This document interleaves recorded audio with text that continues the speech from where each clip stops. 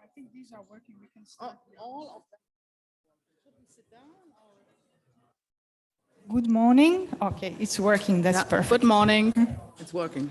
We will try to find some wireless ones. But for the morning, good morning, everybody.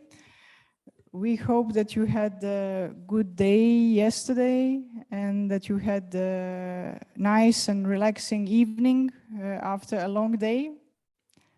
Thank you, everybody, for your incredible participation and contribution yesterday.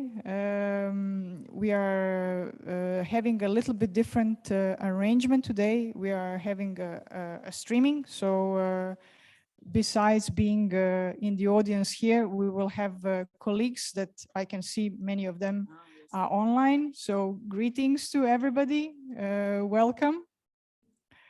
Core-organic community is bigger and not everybody could be in person, but this is the way to have all the partners present and have their contributions.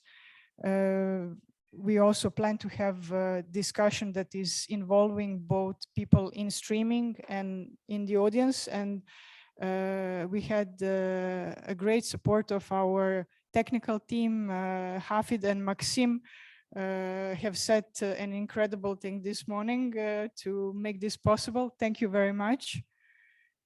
So from here, I think we have on the agenda to welcome you, to have some points on what has happened yesterday, some learning or reflecting points. We will repeat some parts of the presentation from yesterday about the core organic because colleagues from streaming maybe have not seen it, maybe guests that are not aware. We also have a dear guests today that are speakers. So we would like to have this small framework repeated. And then we go into the keynote speeches. But before this happens, warm welcome on behalf of me. So I'm Ivana Trkulja. I work in ICROS, International Center for Research in Organic Food Systems, located at Aarhus University, Forum in Denmark. And we are the coordinator of Core Organic, Secretariat of Core Organic. And I hand over word to my dear colleague from BLE, Elke Sagau, please. Yes, Ivana, thank you very much for the warm welcome here. And yes, my name is Elke Sagau. I'm from the Federal Office for Agriculture and Food, and we are the deputy coordinator. And we are a real coordinating team over, I think, 70 years now for the whole core organic. And I think this is really a very good story we have, and we celebrated this 2 years ago in Bonn, and this was fine. There we have all our partners with us today. Some are online, but this is also pretty fine, I think. And so also from my side, a very warm welcome to the colleagues. And yes, we are today have the second day of our final research core organic seminar here in Brussels. And today it's really a pleasure. So maybe Ivana will come back, hopefully, I think so. It's a pleasure for me to moderate our search session today here together with you, Ivana. Yes. I think this is a good idea and it's fine. And as you already mentioned, yesterday we had already a full day with presentations and discussions. And however, the most amazing item for me, and I think most of you and us, was and is that we are here sitting face to face. This is the point. And I think after 2 years with WebEx, this is really a good feeling. Yeah, back again here, and we all miss that. However, we have our other partners with us here. The technical items are working very well, but on the other hand, face-to-face is another feeling. And I think we need really this exchange here. And our talks yesterday evening at the dinner and so on, this is important. And this is really important to create networking. And I hope really that we can go ahead with that. Yeah. Yes, and today you already mentioned that today with the next session, we are looking a bit into the future of the organic sector, and we are looking to Horizon Europe and the new instruments. This is also important, and since the Cofund Aranet Core Organic is nearly finalized, we really should take care on the question, where could we place the organic sector in future, and where can we place our research question very well in the future? And I think I will stop here, and I will hand over again to Ivana. Thank you very much. Thank you very much, Elke. Thank you. We've promised yesterday to have some conclusions after the day. It was a very long day. I think, as Elke said, quite emotional, because people were happy to get off the screens and feel that they exist and touch each other. So we didn't have really a concluding remarks on content. For this reason, I thought that we could go back to our value chain approach that we started yesterday morning. We had the table that was according to a value chain. So we asked all the researchers to stand up and say something, and we asked all the funders to stand up. I think this morning I would ask two colleagues for just what were the points that captured them yesterday. Challenges, positive achievements, anything that they think from the in transition period that the core organic is ending, and we are looking forward to some new adventures and ventures. In this liminality phase, I would ask Stéphane Bellon from INRAE from France, who is also representing the funding body from the French funding agency, but also a research sector as being a researcher. And he is also the chair of governing board of Core Organic, if he could give us few reflection points. And I kindly ask you to come here while we are looking for where the microphone from yesterday disappeared. Thank you. Good morning to all of you. It's really my pleasure welcoming all of you today. Well, that's, as you understood, I have a dual position as a researcher and maybe triple position.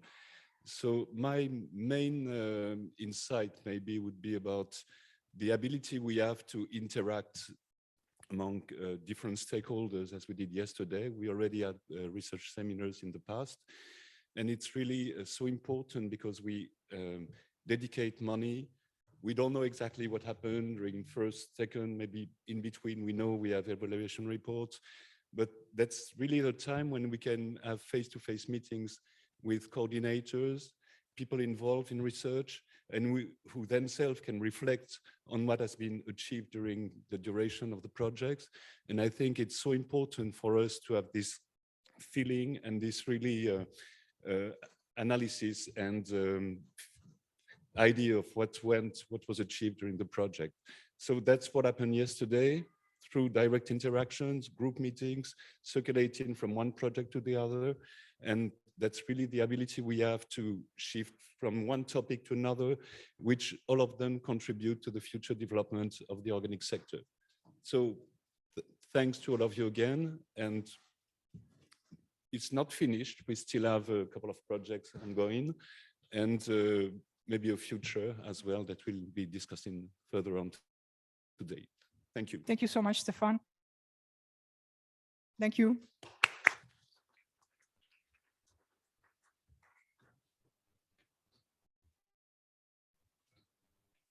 Is it working? Okay. We have also kindly asked our colleague from a research team, from coordinator of a research project, Gracie Daisy from Aarhus University, to make maybe a small reflection, similar like Stéphane. Mette Worst, please. Thank you very much. I also very much enjoyed the face-to-face meeting yesterday. And I think, again, I think one of the big things very much in line with what Stefan said, is like the ability to interact. I mean, we have very many different projects about all kinds of things, vegetables, animals, whatever. And it's like kind of the same. We can follow the discussions across the fields, and I think that's quite amazing. I think one thing that made a big impression on me was the never-ending search for what is organic and what is the role of organic and what is the role of organic research. For me, there's no doubt that organic research also wants to be an actor in the landscape.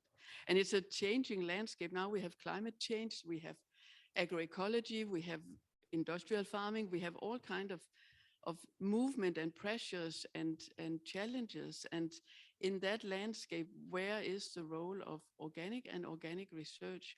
And organic research and researchers want to be actors and want to be not only doing neutral research, but also want to be influential in that landscape. And I think that leads to one thing that made also a very great impression on me was the impact discussion. Trying to think impact in different levels and different ways. And I think that's very important actually in this like search for the way forward for organic as a movement, but also as a research field. So yeah, that was my reflections. Thank you so much, Mette. Thank you.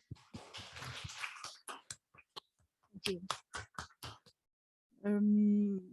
With these 2 points of reflection, if there is anybody else that would like to share something of specific point, of course you can do it also further during the day, but I think with these 2 points we can have a small glimpse of what has happened yesterday. And we've introduced, I would say, a protagonist, an archival protagonist that is called the diary book.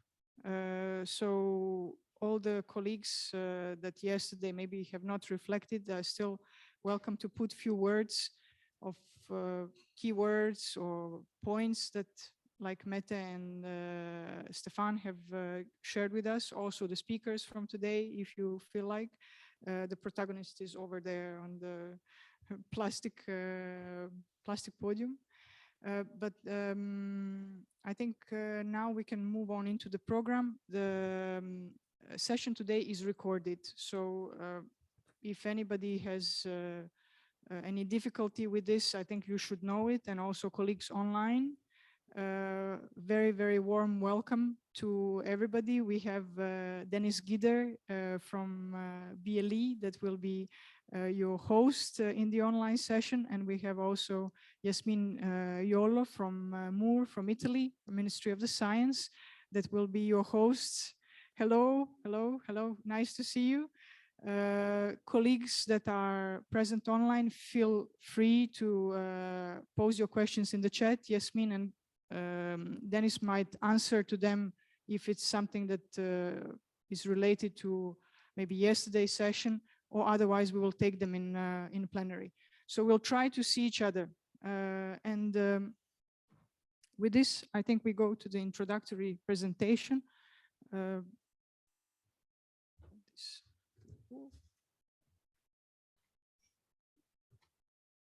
So this is a Eranet's Core Organic Final Research Seminar. Final Research Seminar, it means that we are closing a program period at the end of this month. It's 5.5 years of Core Organic Cofund with 3 transnational calls. Many projects from those calls have been presented yesterday. With the funding community and stakeholder community that is part of the Eranet Core Organic. I will not go through all the slides because I think you have heard them yesterday, but because we have a guest, and I think it's very nice that colleagues are more familiar with the network. This is the Core Organic Consortium consisting of 26 European ministries and research councils. This is a picture from the last time when we have met at the 15th anniversary in Bonn, so 2019. It sounds a long time ago. It was 2.5 years ago. And colleagues from BLE, Elke and Lucy Andeltova have hosted the event. Thank you very much again. I also already mentioned that ICROFS is coordinator and secretariat of the network. The network was established in 2004. And our objective is to improve knowledge bases and innovation capacity necessary for supporting of organic food and farming. It's a very innovation intensive sector. So our research or our objective was always to be there and support this innovation requirement from the sector. We also have a European Green Deal targets, a farm to fork targets that are stipulating very ambitious goals. So in our future programming periods, we plan and we want to, of course, work towards these goals that were established. Core organic geography, you can see from the earlier versions, the core organic 1 into the present version that the network has expanded. It can expand much more. We hope that this is just that this can remain at least, or it can be enlarged. It's also beyond European Union member states. We collaborate also with colleagues from Mediterranean area in our calls, and that has been a very precious experience in the last 2 calls. This is the overview of the program. So it's Core Organic 1 starting, moving into the Core Organic 2, then Core Organic Plus, Core Organic Cofund. These are the formal names also as instruments are given by the European Commission. And then a Core Organic Play, this is our foreseen next program period. It's our intention to have this platform in order to prepare better for and integrate our knowledge in the future European partnerships on agroecology and sustainable food systems. I have mentioned that since 2004, we have jointly launched 8 calls with the 62 research projects for about the same of 61.9 million euros. And this is a statistical achievement, but at the same time, I think it creates all what the colleagues Mette and Stefan have mentioned this morning. It's lots of interaction, policy cooperation among the funders, research community that has been built over the more than 15 years. So numbers cannot show, of course, all the interactions that have been created, but this is inevitably one of the big achievements and results and motivations why the Core Organic Play this could be a continuation for the Core Organic network.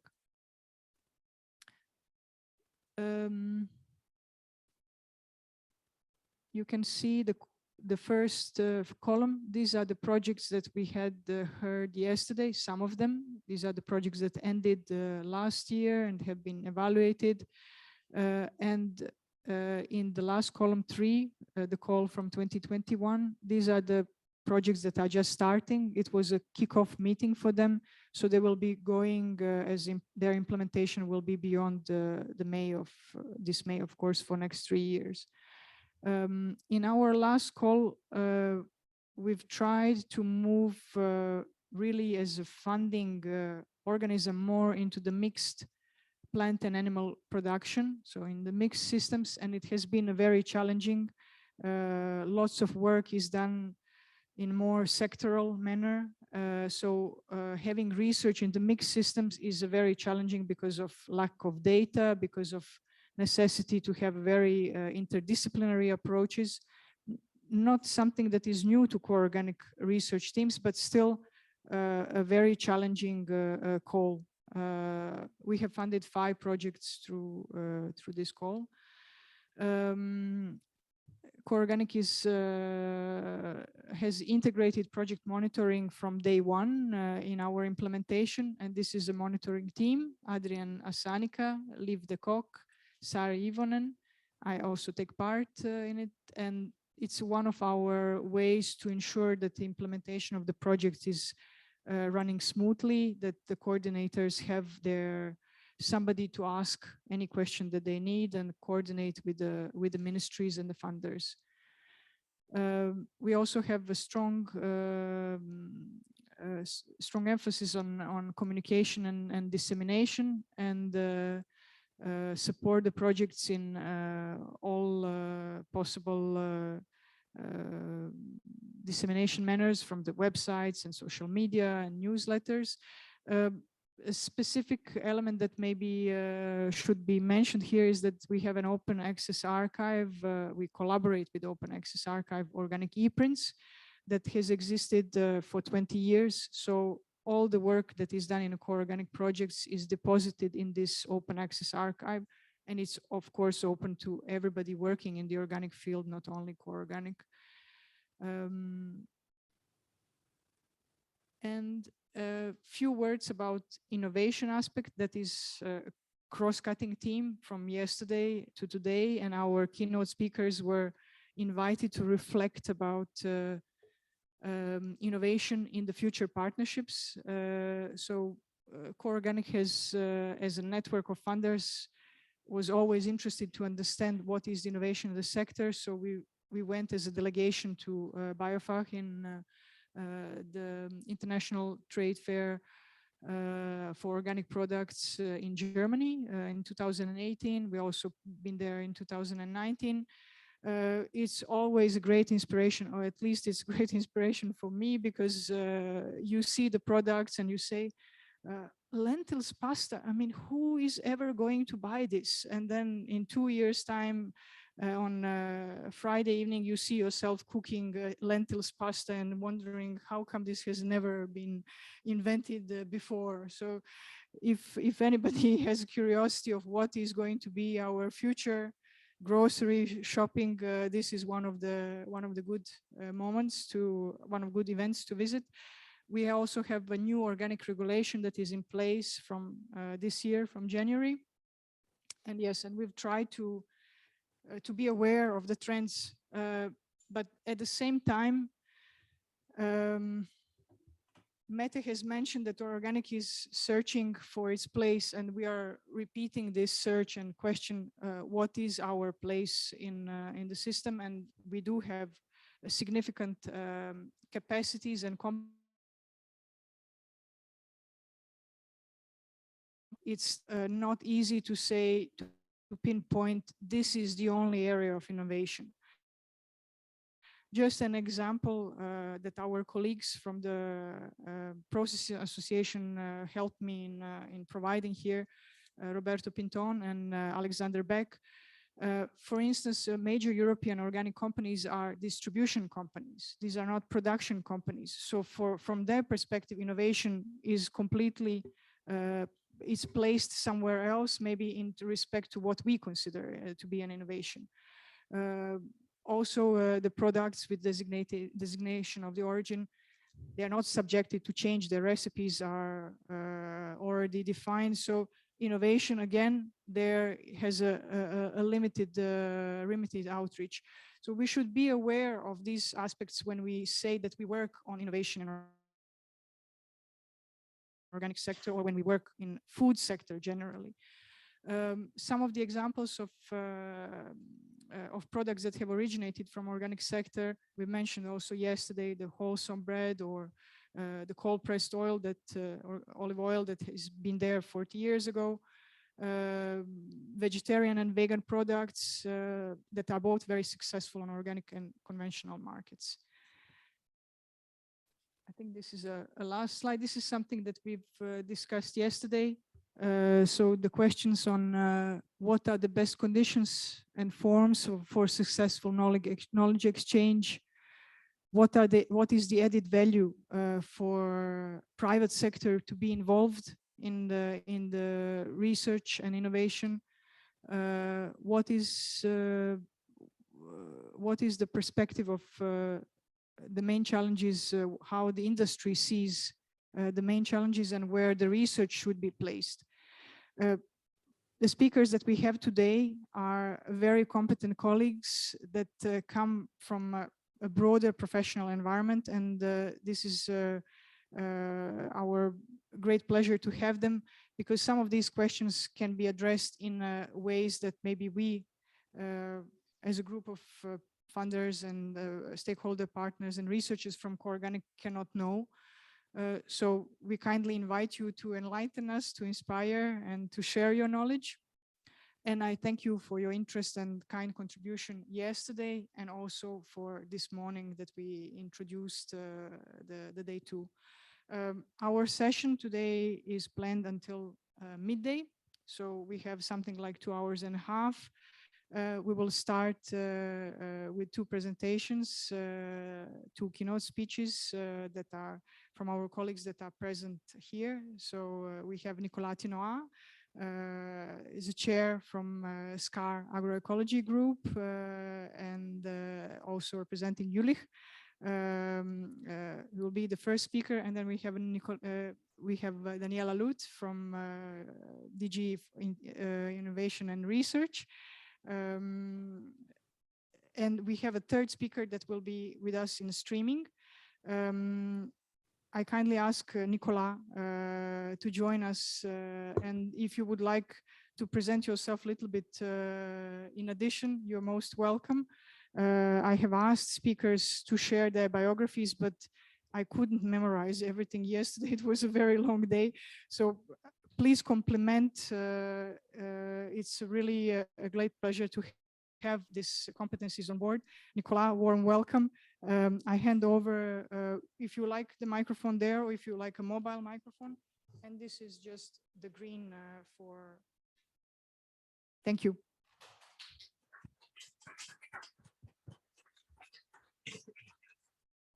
Thank you, Ivana, and thank you to all of you, Coorganic, to invite me, to give me the opportunity to make you this presentation. And yeah, good morning to all from sunny Brussels, or good morning to the people all around Europe. My name is Nicolas Tinoa. I'm working at the Project Management Jülich, a funding agency working for the German Federal Ministry for Education and Research mainly. But until a couple of months ago, I was also working at the German Federal Ministry for Food and Agriculture, and then I started working a co-chair of this strategic working group on agroecology. And as it is still on the slide, apparently I am still one of the co-chairs of this working group. I'm going to tell you a little bit about this European partnership on accelerating farming system transition, agroecology, living labs, and research infrastructures. We heard a couple of times already yesterday, and even this morning already, the word agroecology. So I'm sure you are all excited to hear more about it, also from my side, I hope. I will not spend 1 hour on that slide. You all know the Horizon Europe structure, where we are located, and where the next partnership which will be presented is located is in this cluster 6 of the pillar 2 you can see here on the slide.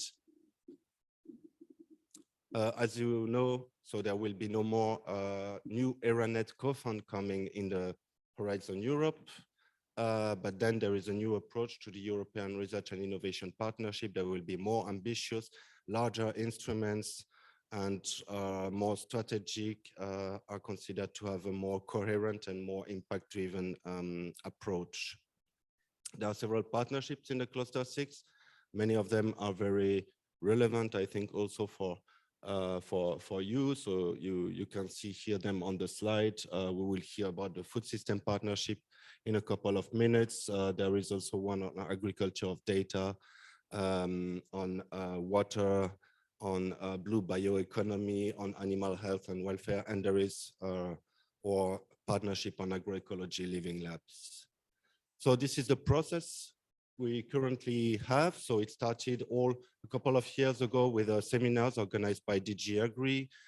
Then the member states wanted to have also a word to say in the preparation of this partnership on agroecology. And so this SCAR strategic working group on agroecology was created. It was launched officially, well, now 16 months ago, 16 and a half months ago. Last year, we prepared the so-called partnership dossier, which is online, which is published. The final version is available on the EC website since beginning of April. And right now, we are preparing the strategic research and innovation agenda in a co-creation manner. So we organize also workshops. I will explain a little bit more also about the preparation in the frame of the SCAR AE in a couple of slides. And we have to prepare this RIA before the start of the partnership, because this will be really the framework for the research topics to be addressed in the partnership in particular.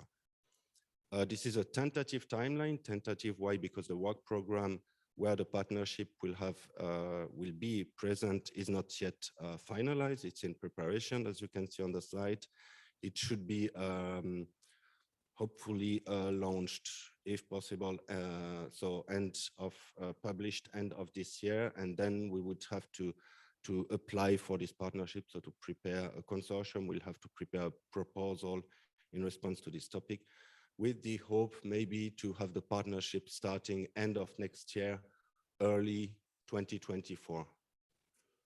The Standing Committee on Agricultural Research, you probably already have heard about it. So it's a committee where member states, associated country, and together with the Commission work on research policy priorities, questions, hand in hand, so with the EC. And it has in particular created a couple of foresight studies, also work on aligning research agendas. And it has also in the past, you might know, it has initiated a couple of ERA-nets or JPIs in the past. These are the member countries of SCAR. So it's, I think, very recent map we have here. I'm not going in detail. You can find your country by yourself on the map. I hope you know where it is. And this is the membership of our strategic working group on agroecology. So we are 3 co-chairs. There are Thorsten Rodelberg from Denmark, Aarhus University, Benjamin Sanchez from INEA in Spain, and myself from Germany. We have a mandate until end of 23. And so we also work very closely with so-called key advisors. So there are in particular the Joint Programming Initiative on Agriculture, Food Security and Climate Change, FACHR, but also 3 CSAs from Horizon 2020, 2 on very much on agroecology. It's the CSA already and the CSA AE for EU. And we work also very closely with the Soil Mission Support CSA, because of course agroecology, soil, there is a close relation between both. And we have plenty of other observers. So Core Organic is among them. TP Organic is also in there. And yeah, we have also some regions present there. IFOAM, you can see. I'm not going in detail because the list is not exhaustive and it's always in progress. We have plenty of stakeholders to consider.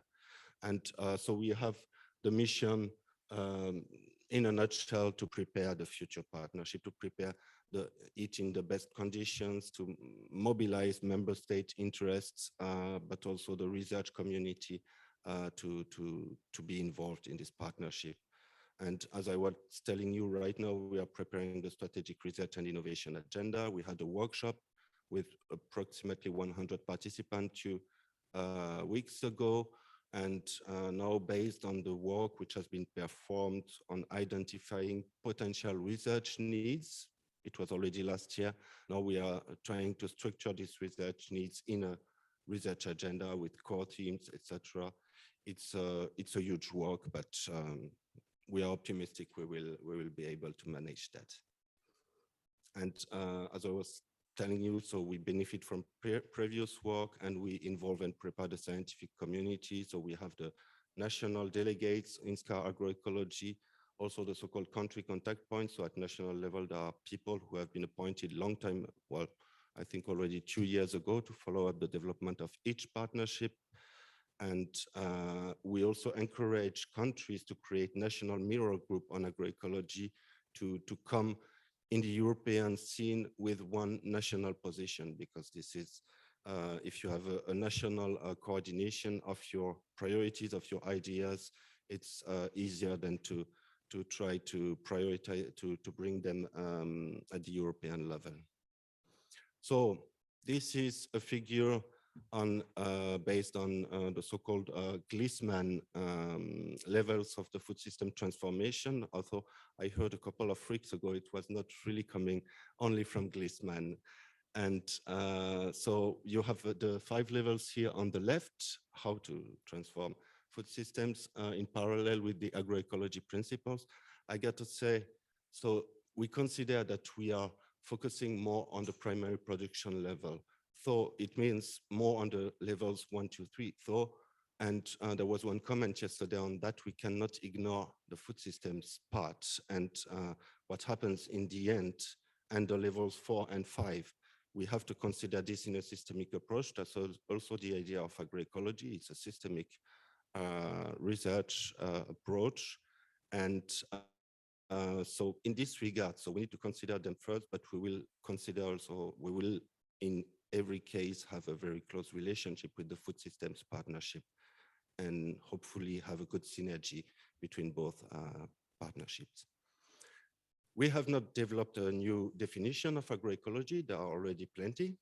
And we have preferably agreed on common guidelines for agroecology. You can see them here.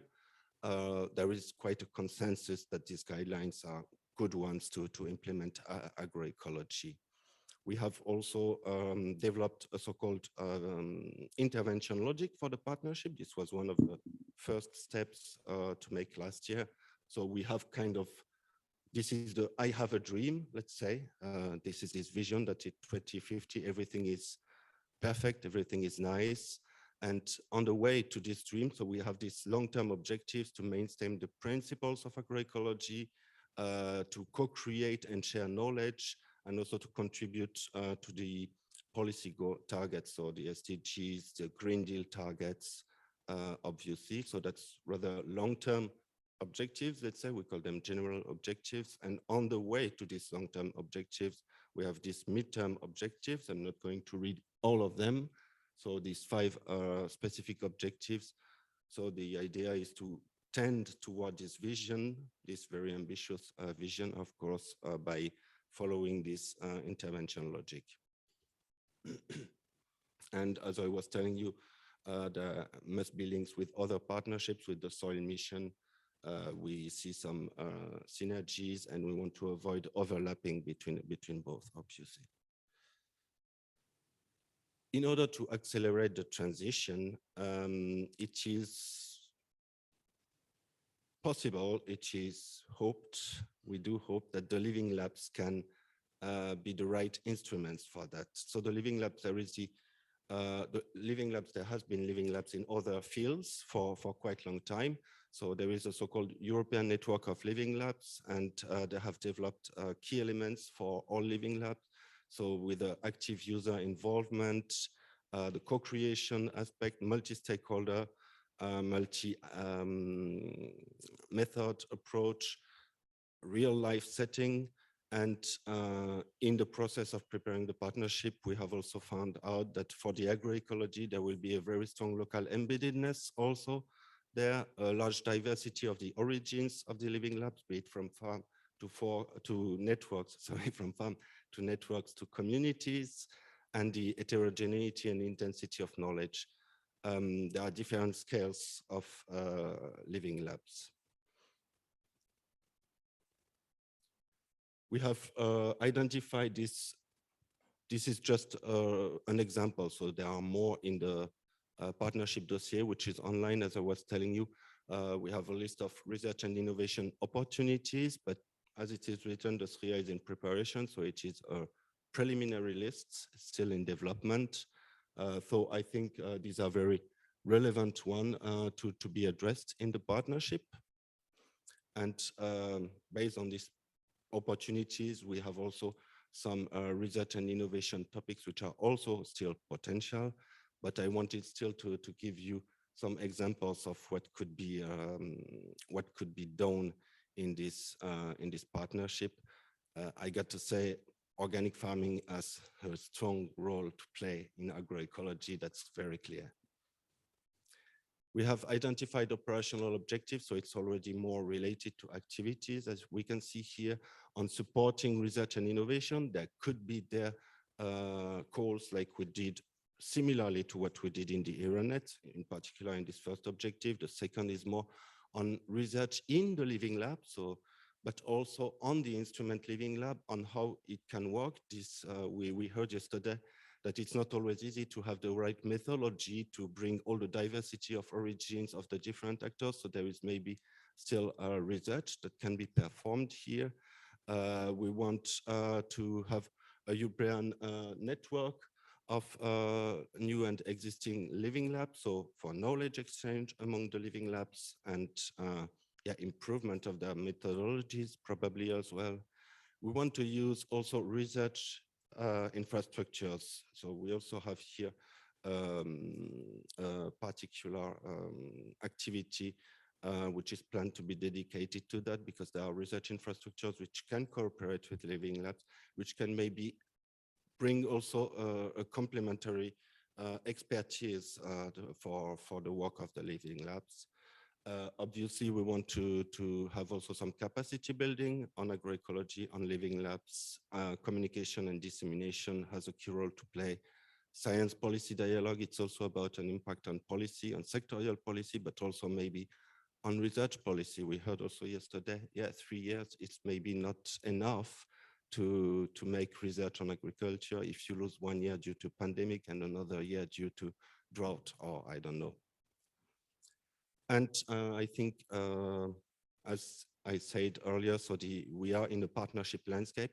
This is only for cluster 6. There may be other partnerships in other clusters which are also relevant, but it's already quite complicated to represent those ones on one side. So I'm not going in depth, but the biodiversity, we have clearly some aspect to consider with them. The food systems, so we have the agriculture of data. We can imagine about ICT tools to follow up the agroecology performance.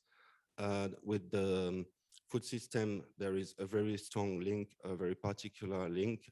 Obviously, as I showed you already on the figure with the Glisman level, the animal health and welfare will also have a role to play. It can be also about having more synergies between the animal sector and the crop production sector or plant sector. On the point of innovation, so these are my 2 last slides,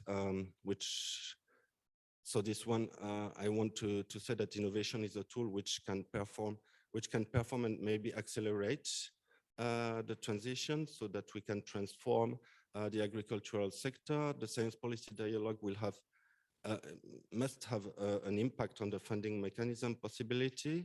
This is also what I try to explain in the operational objective 8. And we trust that the living labs are appropriate instruments in order to perform the innovation, or to apply innovation, if I may say so. We also want to find appropriate business models for the agroecology products. So that's for the agroecology and for the products coming from agroecology. There's also work planned on that. And for example, also, so when we're thinking about the private sector, we are thinking of having a kind of capacity building on what we call agroeco entrepreneurship. So to support people who would like to make business on that. And potential role of private sector, this is still very preliminary again, because it will come only when we prepare really the partnership proposal. So we have planned not only to have usual partners, so it's a plan, it depends on different factors, but so not to have only research funders in these partnerships, but also to have research performing organizations, to have living labs if they have a legal entity. If they don't have, maybe one of the organization in the Living Lab can join. So we hope this will work. They could perform some tasks, maybe in the partnership.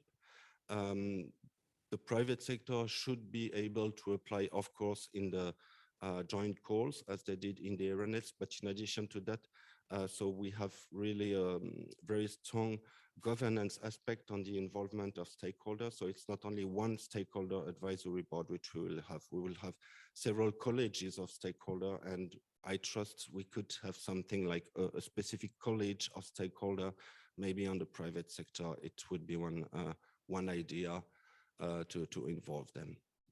And with this, I think I thank you for your attention. I hope I am on time, and your Thank you questions very are much, welcome. Nicolas. Thank you. I wanted to ask Dennis and Yasmin, are there any questions on chat or anybody wanting to ask something?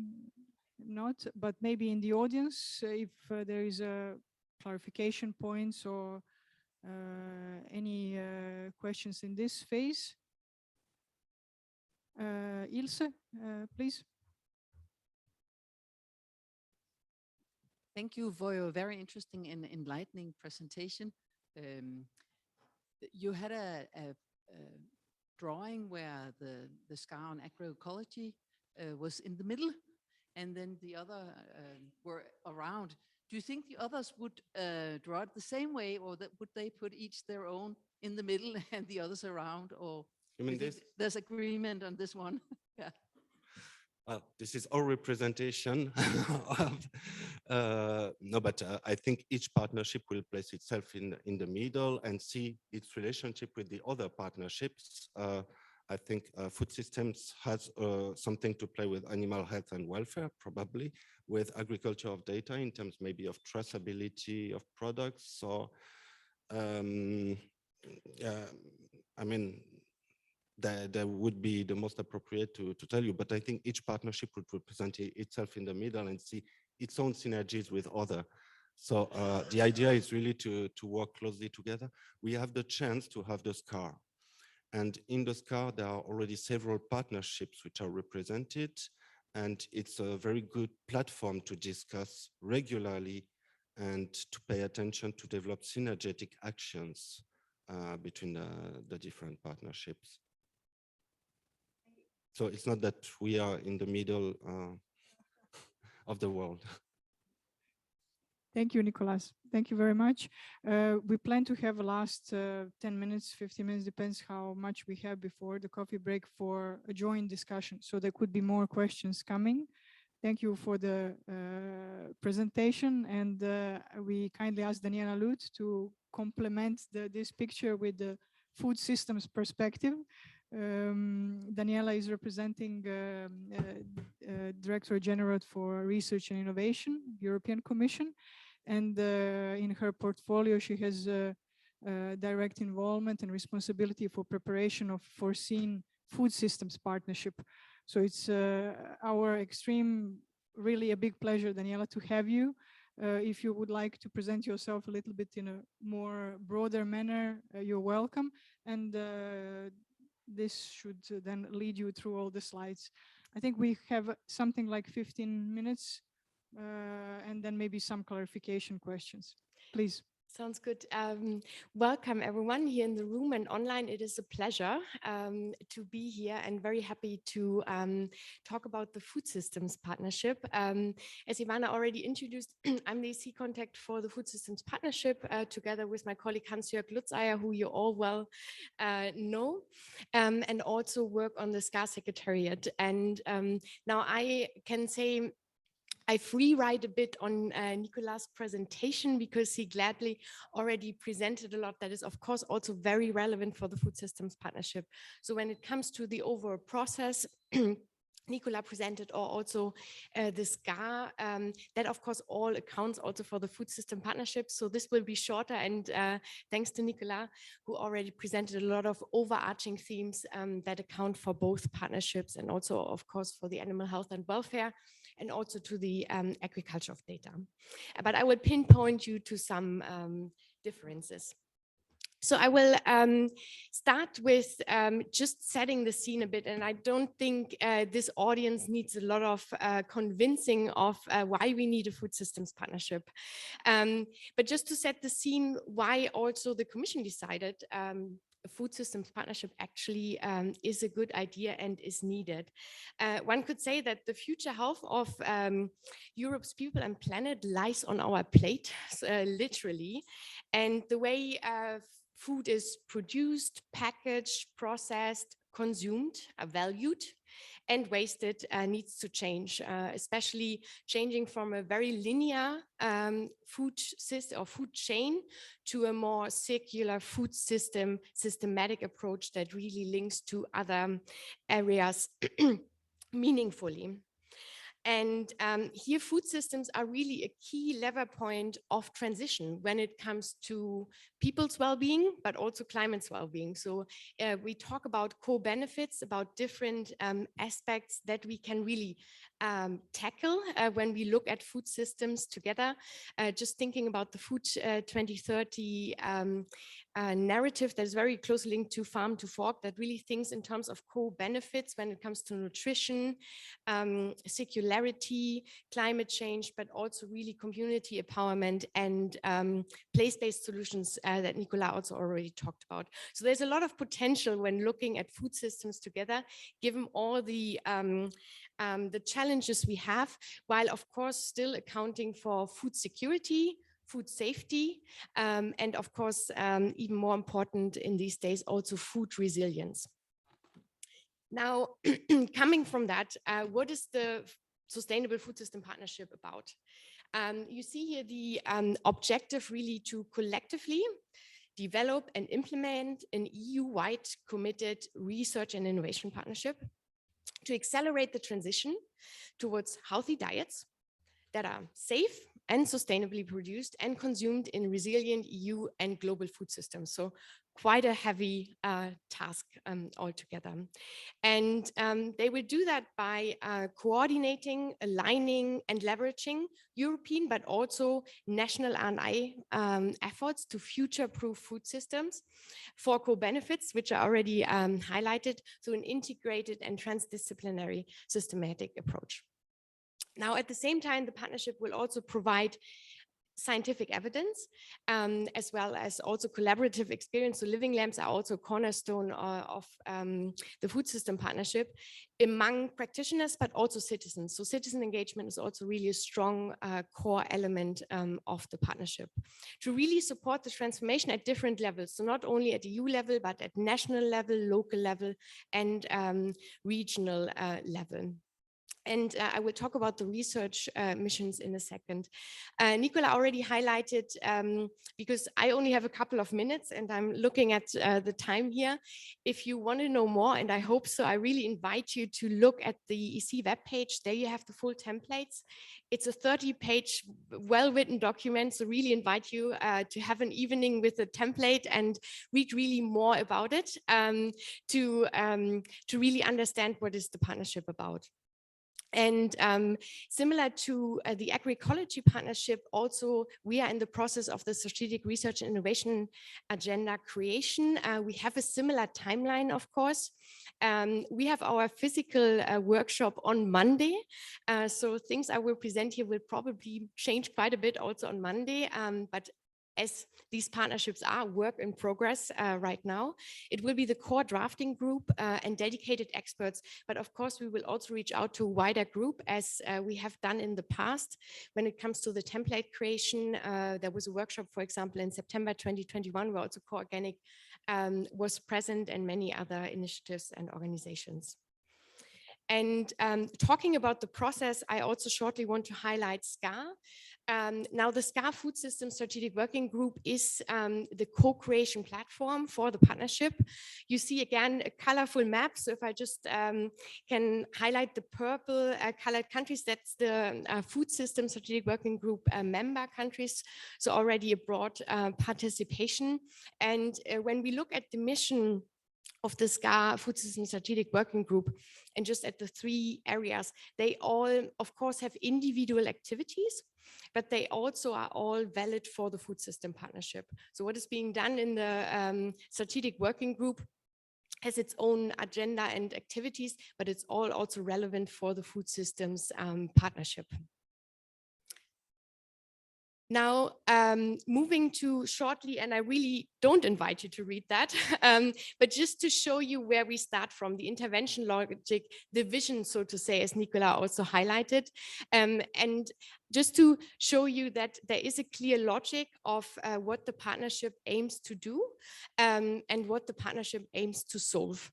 And really starting from on the top here, a European sustainable food system in 2050 and beyond, based on interconnected, territorialized, sustainable food systems. And so that's overarching. And then you see here different areas, and I will move to those where you can actually read them on the slide in the next one.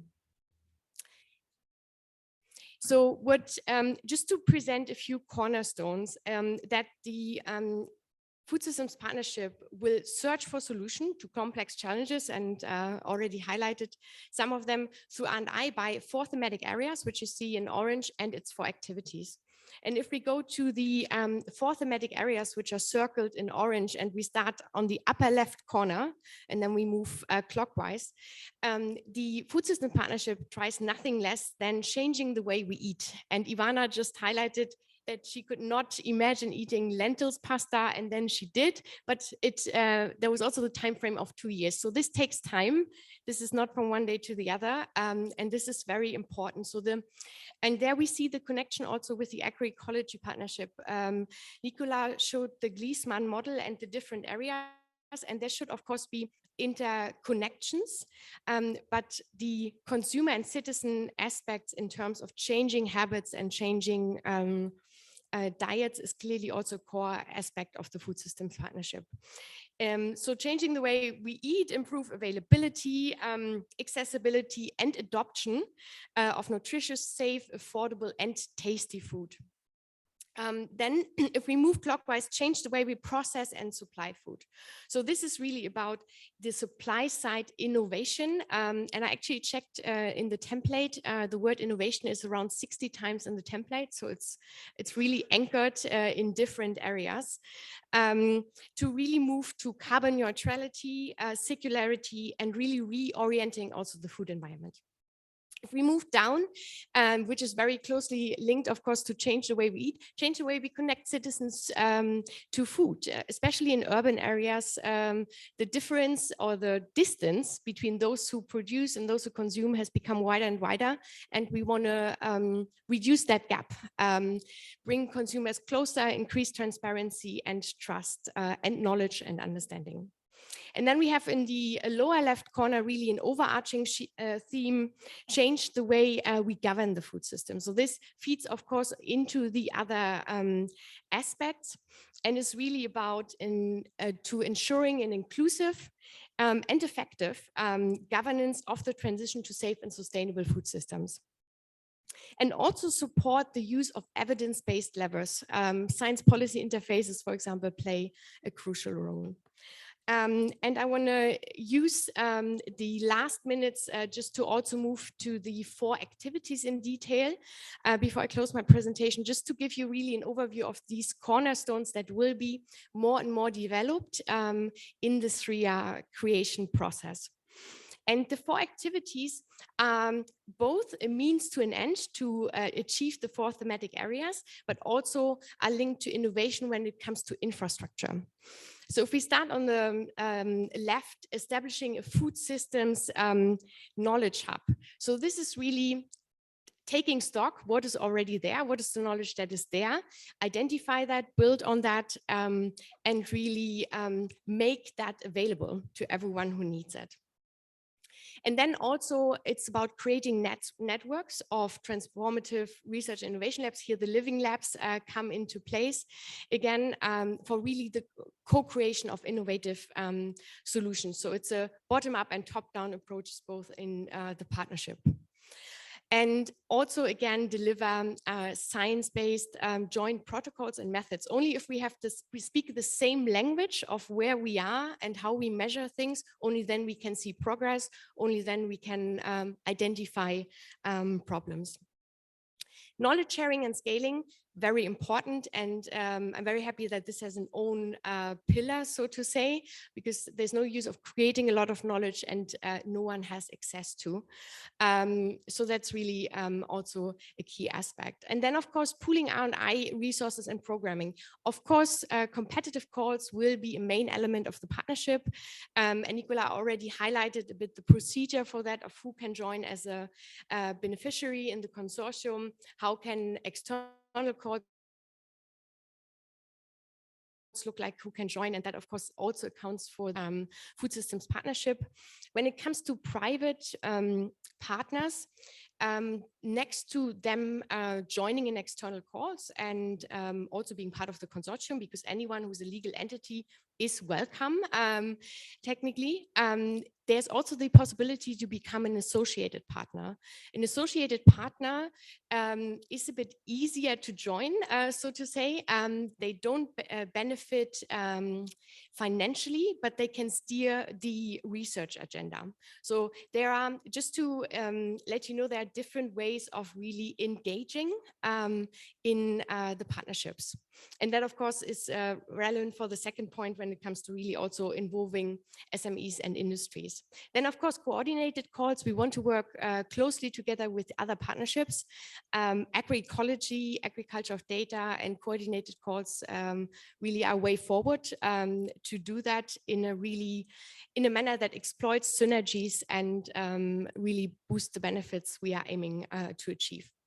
And then the last one, launching a food system observatory. This is really about harmonized data researching. So to create a European platform and a network to define the status quo, build on it, and see progress, and also developing methods for assessment.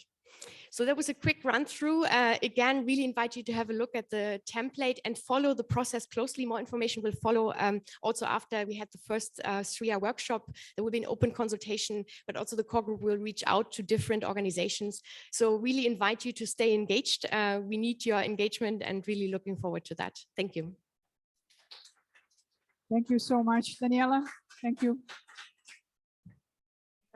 Thank you, Daniela, also for highlighting that Core Organic is part of the process of preparation of SRIA and the workshops that were held. It's ICROFS as a center that is representing Core Organic Network, but many of you as funders individually also participate in the SCAR group. That is the same for Agroecology Strategic Working Group. And we invite all the colleagues that still would like to be involved to reach to me or to reach directly Nicola and Daniela, maybe for an advice or how this is possible. I hope that this is the way it works, but in the first instance, you are, of course, you can approach ICROFS because we are in quite continuous contact with the both coordinators. Thank you, Daniela. We ask Dennis and Yasmin, are there any questions online? There is a comment online. Wow. Please, can you share it?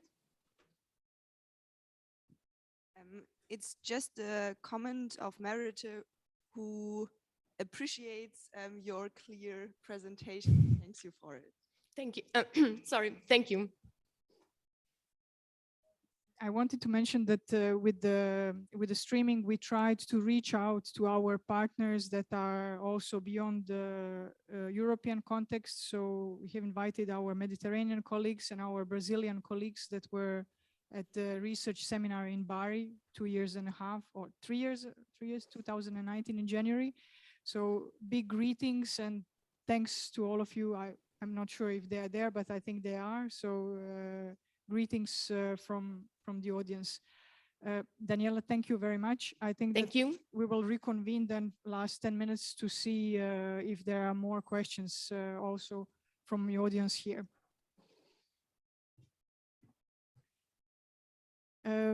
Our third keynote speaker this morning, thankfully to this super technology, is in Sweden.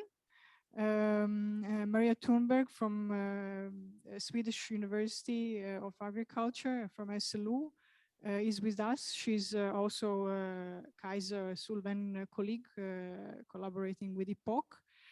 Maria, Maxime, can we see Maria on the screen? Good morning. Good morning.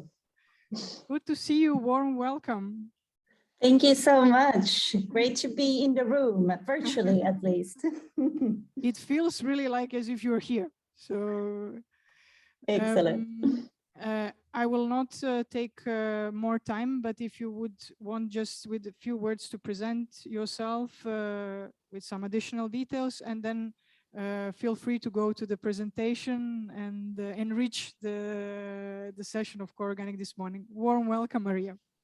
Thank you so much for inviting me. It's great to be at least a little part of your exciting schedule these days. So I've heard some really interesting things during the last half an hour here in the presentations. I heard stuff like innovation is a tool to perform transition to sustainable food system. I've heard the word change multiple times. I also heard that innovation is mentioned 60 times in the template. And I heard also someone saying we need to speak the same language. So these are just some of the things I would like to pick up on, because talking about innovation and entrepreneurship in the organic sector, I think that's really exciting. But what do we actually mean? Do we speak the same language? Do we talk about the same thing? So this is something I would like to talk about for the next 10 minutes or so. So really taking a little bit of a step back, talking about these concepts that are really sort of foundation for the very nice and important initiatives that we just heard about. So I would like to arrange my talk around three main questions. And the first one is, well, what is innovation and entrepreneurship actually? And why are these concepts important when we talk about sustainable food? And how can we then support innovation and entrepreneurship in this sector? So as already mentioned, my name is Maria Turnberg, and I'm a researcher in entrepreneurship and innovation. I'm also an analyst providing some policy input when we talk about innovation and innovation support schemes.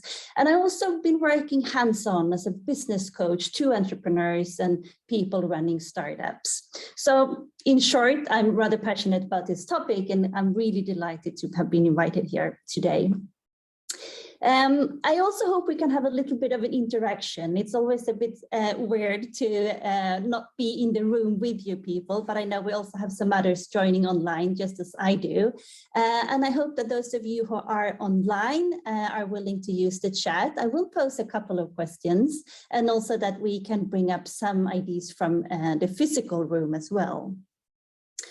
But let's start then with my first question. That is, what is entrepreneurship and innovation?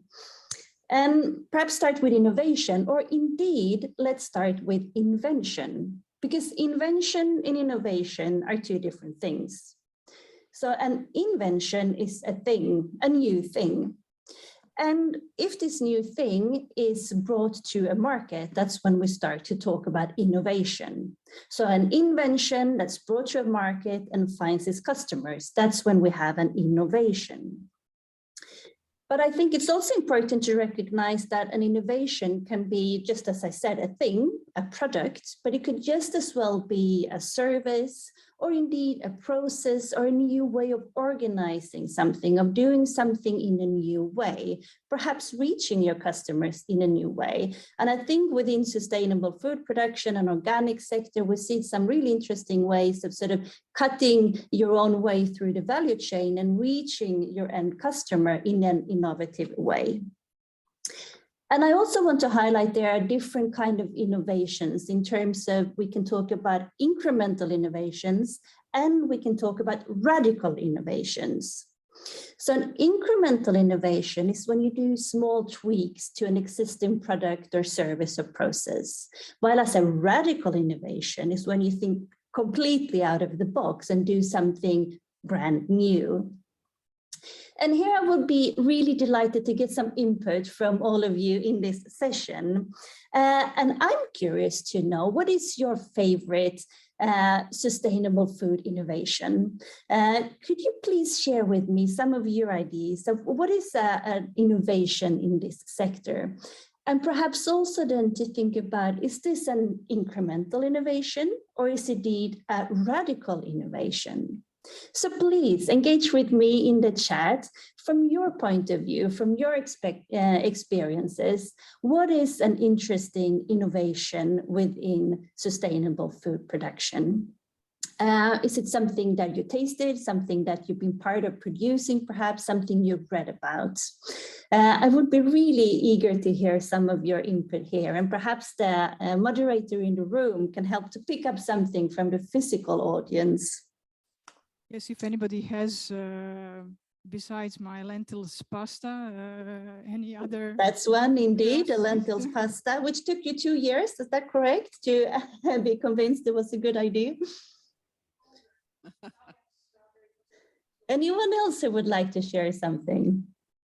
My name is Ilse Rasmussen, and I think that one of the things I have found very, very innovative is trying to refine protein from grass and grass clover, in the beginning mainly for animal feed, but maybe in the longer run also for human food, because this is something that non-ruminants cannot usually get anything out of, but this refining is really making some new positive possibilities.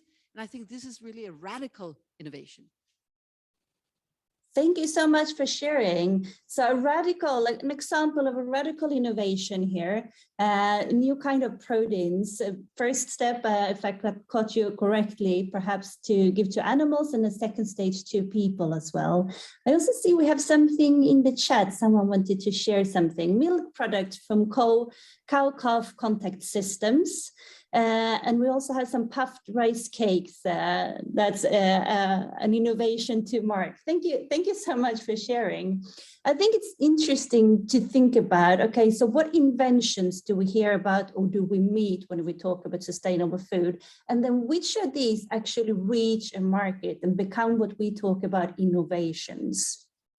Another, I think, exciting example is a Swedish company called Berta, working with naturally fermented Swedish organic peas and turning those into bits and burgers, and then reaching actually the customers being able to buy that off the shelf in the shop. So indeed being an innovation. So let me also say that innovation research clearly shows that innovation is not a linear process. Rather, it has been proven that innovation is really sort of a messy, complex affair where we have different ideas connecting with different peoples being tested and ideas being revised. There being new context and new tests. And then eventually that invention makes the journey, ends up as an innovation. Sometimes, right? Because most ideas, unfortunately, perhaps, so maybe it's a good thing, but most ideas, they never become an innovation. They never reach a market. But some of them do, and those innovations are part of actually bringing along this transformation of the food system that we need. I think we all agree on that. Okay, so now we talked about inventions, we talked about innovations, you shared some, I think, very interesting examples here. But then what about entrepreneurship?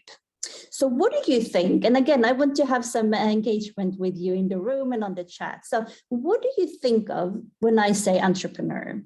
Could you please provide me, without thinking too much, just top of your mind, who is an entrepreneur when we talk about sustainable food products or systems?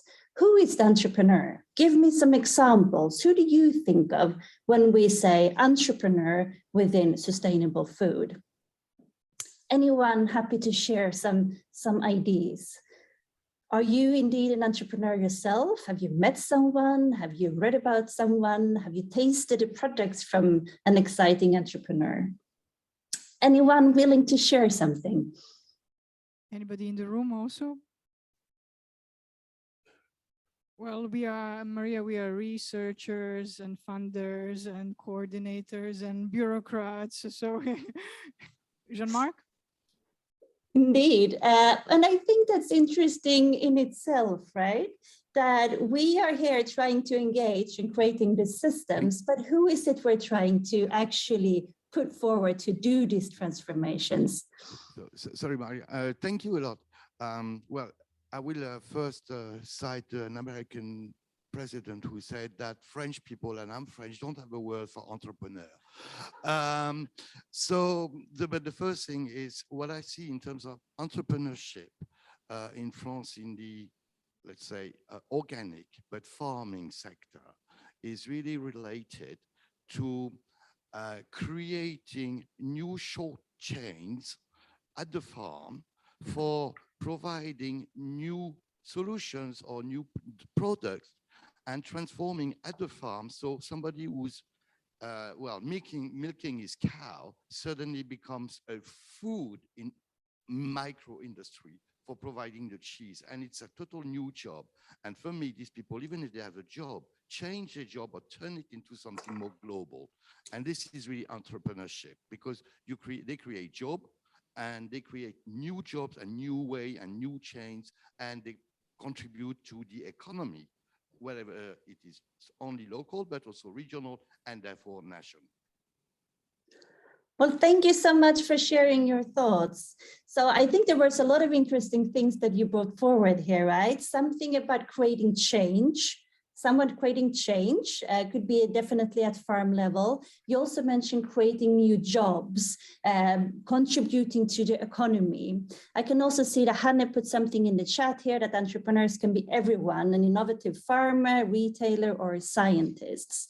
So I think this is really interesting to think about, because when we talk about innovation and creating transformation in the system, someone has to be that actual carrier of the change. And that often is when we talk about entrepreneurship.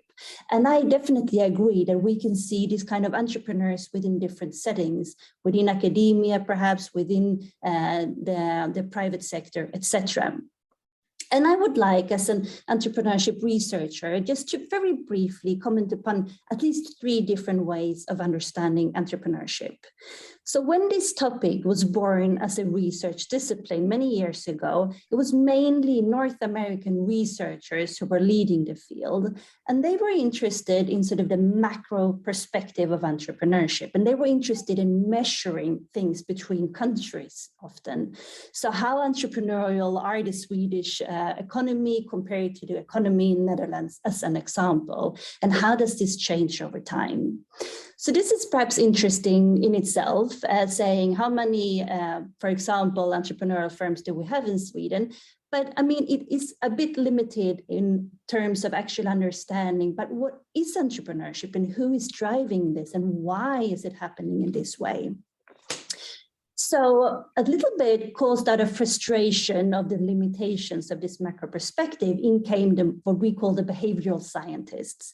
And they were interested in the entrepreneur as a person, as an individual, trying to understand the characteristics of the entrepreneur as a person, perhaps as a risk taker, as a doer, someone who could see the possibilities, act on the change, create new opportunities. And this led to this whole flora of different kind of entrepreneurial courses and workshops and training programs that we see today. And also indeed all these kind of books you would see in an airport, you know, like the 10 steps to succeed as an entrepreneur, or I would like to see perhaps 10 steps to become a successful founder of a vegetarian pea company or something. But this, of course, has been very influential, this way of understanding entrepreneurship, and we have learned a lot from it. But there's also a limitation to what we can say from this perspective. And as it turns out, an entrepreneur does not act in a vacuum, surprisingly, right? So in order to understand what happens around this entrepreneur, a third branch of research developed, and we call this the social turn or the contextual turn. And researchers within this turn, they try to understand sort of the process.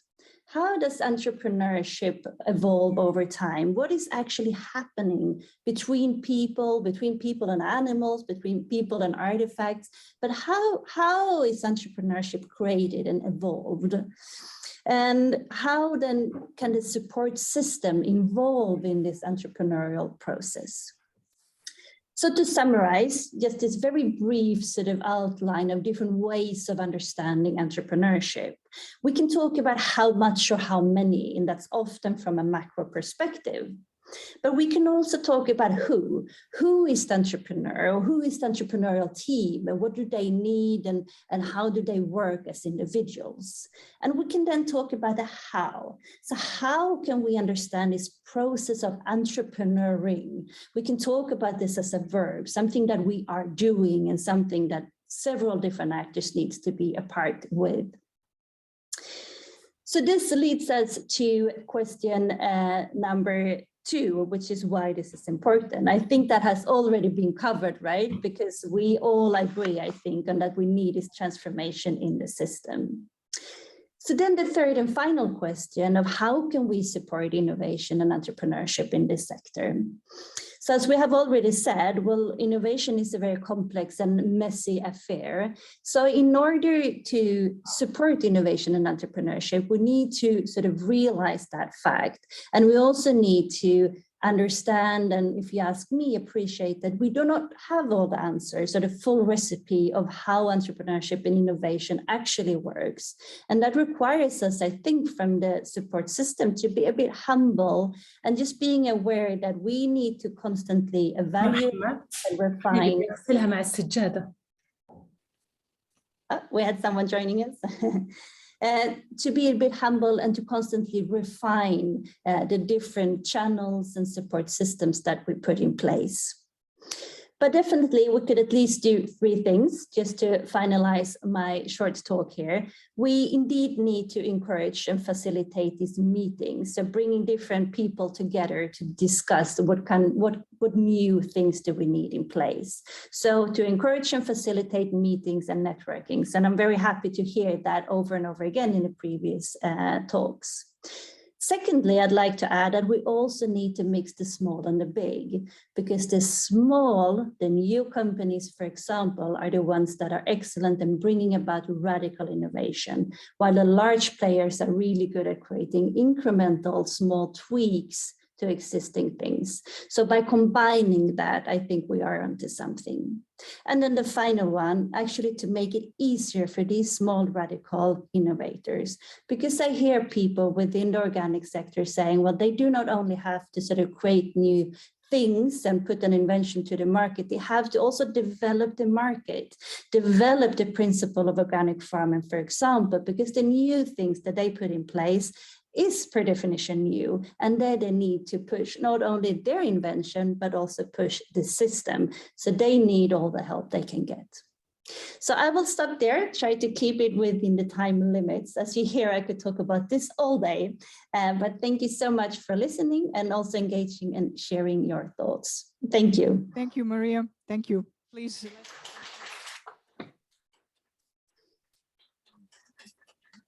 Thank you, Maria, very much for interesting reflection, also for more conceptual framework on words or processes that we just name, and we then go on without really thinking what was the origin of innovation, of innovators, entrepreneurs.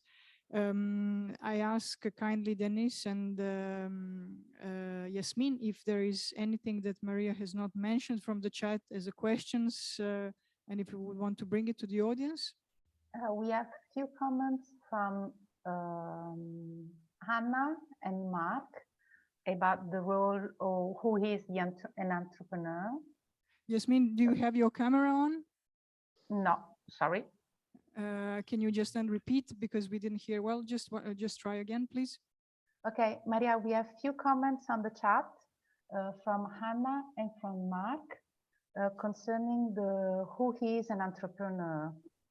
So Hannah said, entrepreneur can be everyone, an innovative farmer, retailer, or scientist. And Mark wrote, an entrepreneur is someone who has good ideas, skills, good feelings, means, and able to be active and reactive. And then a few comments from Anna and Tamam regarding food waste savers and use a seed of date to make a coffee. Thank you very much. Thank you. I think that these are general comments. These are not new questions, but maybe we have one or two questions for any of the three keynote speakers. Stefan, please. Thank you. Possibly my question is dedicated to three of them. I was wondering what kind of connections or boundaries you make between bioeconomy and agroecology. It was the first question, maybe related to the previous presentations. And I have another question related to what we call citizen engagement. I'd like to know more about the way you try to make it in reality. Thank you. Daniela, would you like to start? Thank you. I can give it a start and then the others can complement. I mean, on the topic of bioeconomy, with food systems clearly being a part of it, it clearly is an aspect of it, but bioeconomy goes broader than just the food systems partnership. So, and I mean, I'm part of the unit bioeconomy and food systems, and that shows very clearly the connection, and the connection should also be there in the food systems partnership. To the relationship to agroecology, I leave that to Nicolas. When it comes to citizen engagement, that's a very good question. And I think that also will still be part of the SRIA creation, and then of course, also part of the governance mechanism. But just thinking of living labs, for example, or how also we envision also citizens to react to the SRIA, it should really be a strong cornerstone, because at the end of the day, the citizen or the consumer has to change their diet and their pattern, for example, and has to buy the new produced innovations. We just heard about it. So of course, very crucial, but how that in detail will look like will be defined in this SRIA creation. Thank you, Daniela. Nicolas, would you also like to have a small reflection? Yeah, well, so your question is quite a special one, but I think agroecology, so there is already these three dimensions, so the social aspects, and so it's not only considered as a, well, there are different dimensions in that which maybe are not so much displayed in the bioeconomy strategies, which have already been published in the past. There is a strong link, clearly, but in bioeconomy, we have the world economy. It has a more, yeah, maybe more economic aspect, while agroecology, so we are more on the sustainable production with the aspect of having the bioeconomy a link with the bioeconomy to deliver the product. There is also the idea of circularity. There was also a lot of discussion at the time of making the national strategy on bioeconomy in Germany. Is it only circular economy, actually, bioeconomy, or is it more? I think the border is not very strict, but clearly, so there's more, there is more synergies to find in between. And what was the second question? Oh, the city. Indeed, and for the living labs, so the citizen engagement, it's meant to have the citizens at an early stage in preparing the research questions and preparing what the farmers could do on his farm, or what the region could do on its farms, on the available farms, and what would be acceptable for the farmer. Would the farmer then in the end, I don't know, be interested in your tomato if they are like this, like that, if they are produced this way or that way? And it's a way also to get the buy-in of the citizens at an early stage in the development process, with the hope that if they are involved from the very beginning, so in the end, they will not tell you, no, by the way, actually, I'm not any more interested in that. So the idea of the Living Lab has very much this citizen engagement idea in it. Thank you, Nicolas. Maria, would you want to reflect on these questions? Have maybe a comment? Yes, thank you. I can have a reflection on the citizen engagement part of the question, and I would like to address that from two perspectives. And from one perspective is when we talk about sort of private actors and companies, entrepreneurs, startups working with new products for a sustainable food system, for them it's absolutely crucial that this invention of theirs can be an innovation, hence reach a market and attract customers, because otherwise you don't have the sort of the economic stability in the company, right? So you need to have customers, and the customers, they want stuff to taste well. So it's absolutely crucial to involve the end user or the customer so that the end user experience is a positive one, or otherwise we won't see the change that will come from this kind of initiatives. And the other perspective is that, well, we see that innovation, it comes from this mix of ideas and thoughts coming together. And the easiest way to create this diversity of thought is to bring different kind of people together, because then per definition, we have different ideas and a diversity of ideas coming together. And of course, citizens are absolutely crucial in that. So we need everyone, and this is the challenge, right? But we need this diversity of thought in order to have a diversity of ideas in order to have these inventions. So a very important question, I think, and then different sort of ways of reflecting upon that, both from a business point of view and the customers, but also from sort of an innovation process point of view, creating diversity in the ideas that we bring together. Thank you. I think that we will have to save the questions if we have for the second round with the panel discussion, because these two are interconnected. We didn't plan them as completely separate entities, but we would thank Maria for her contribution because she's only in streaming with us, and Nicola and Daniela will remain for the second session also physically present. I would like to thank at this moment all three speakers, keynote speakers, for your enlightening speeches, and also for welcoming Co-Organic network in the processes where you are having a more hands-on experience. Please inform us and give us a chance to give the best of what network can give into these future partnerships.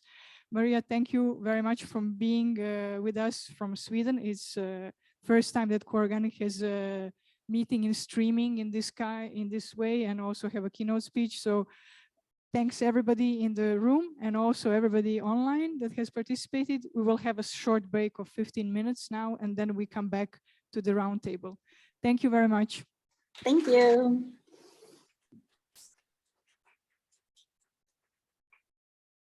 So we start 5 to 11. Thank you.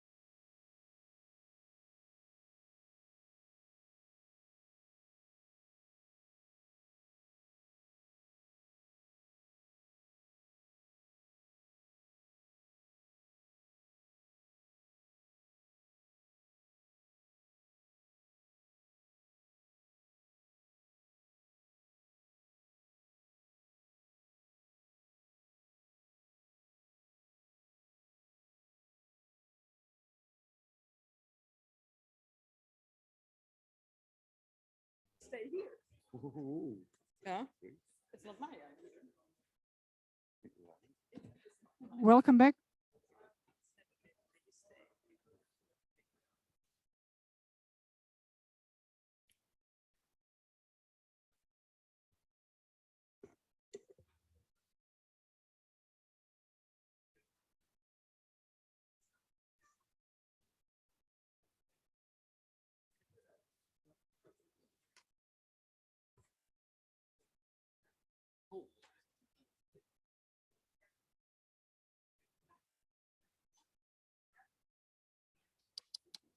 Essai. 1, 2, 3.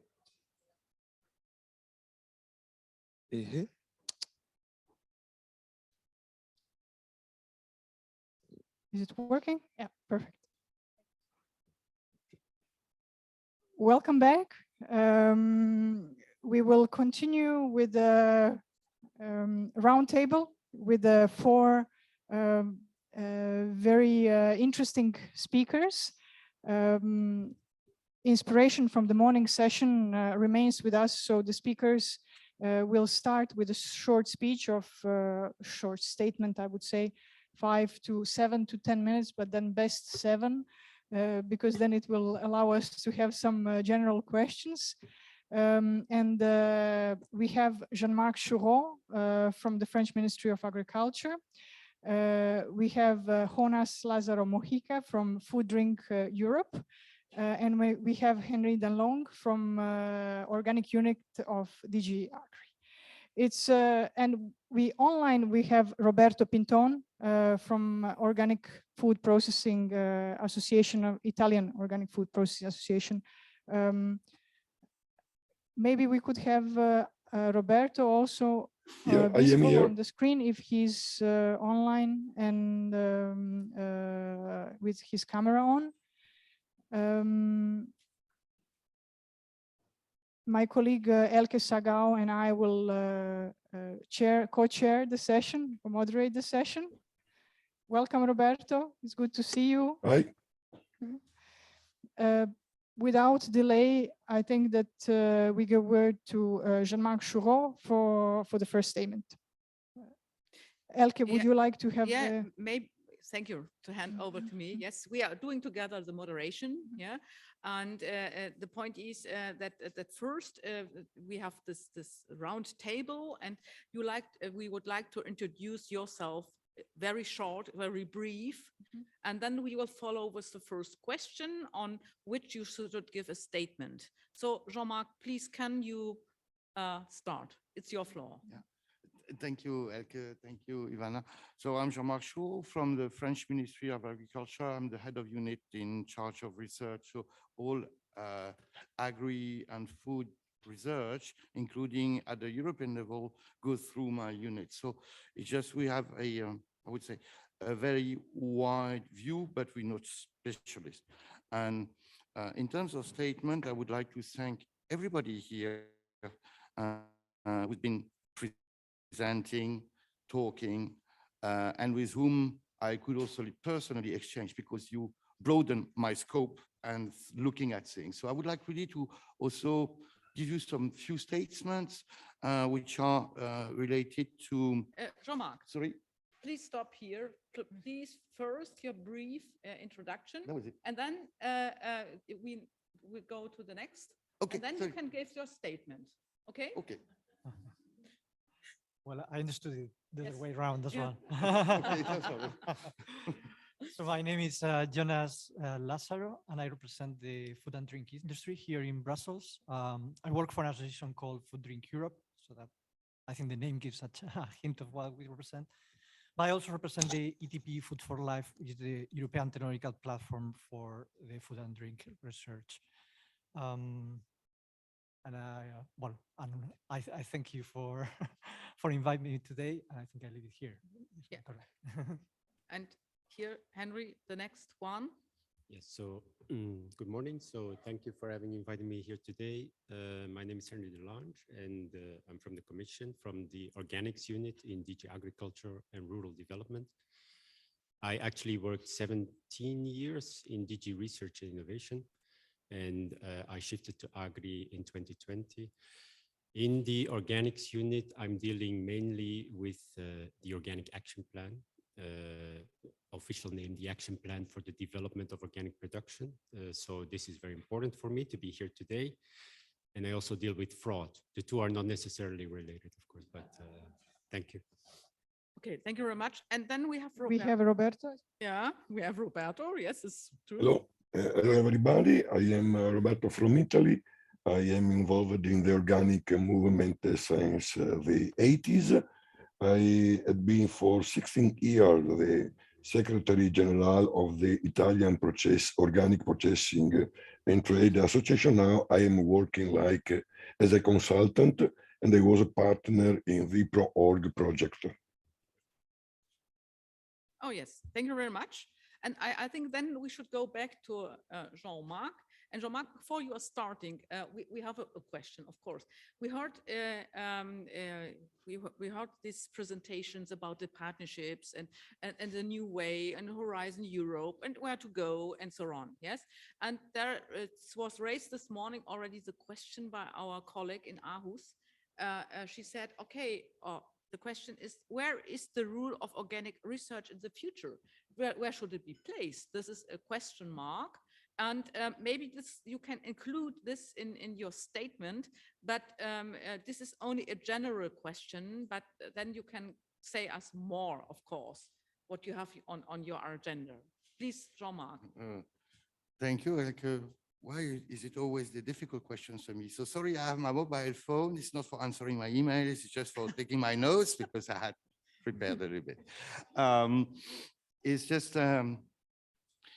this question is very important. What is the place of organic research? And I would say organic research and innovation in organic sector, because this morning is really dedicated to also innovation. If I'm going to start answering that question, saying that, where does it come from, organic research?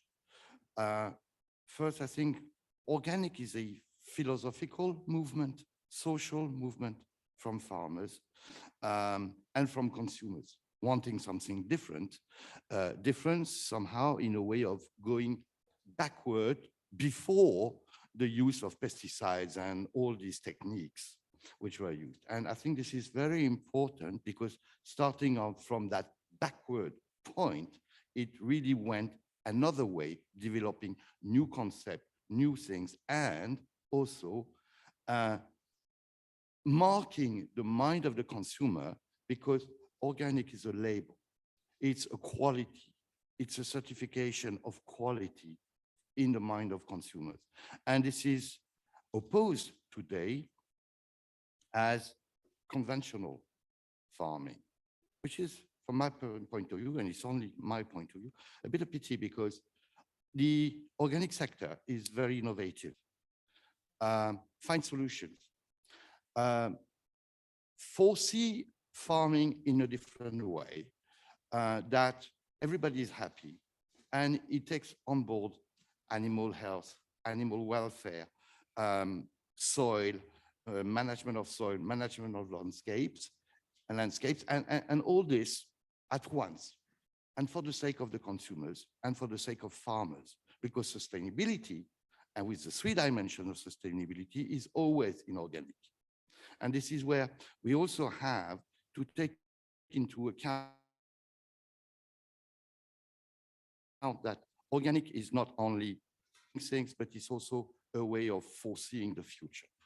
And when we have a look at the policies, well, yes, Green Deal, 25%. It asked me, asked myself a question, is organic research ready for the future and ready to answer the questions, and only the 25%? I'm a bit afraid that today the answer is not really a yes. Why? Because first of all, we still need in organic sector to go towards resilient, sustainable solutions. If we increase the surface, how can we envisage a new farm, organic farm, for producing more?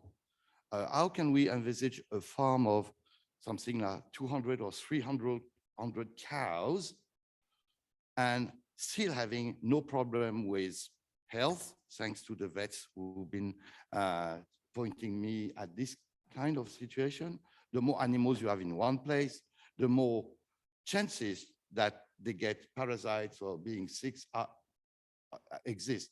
So therefore, we have to think differently, the farm of 300 animals than the system of the conventional farm. So should be having spots of 10, 20 cows in one place, 10, 20 cows, this multiplied by 10.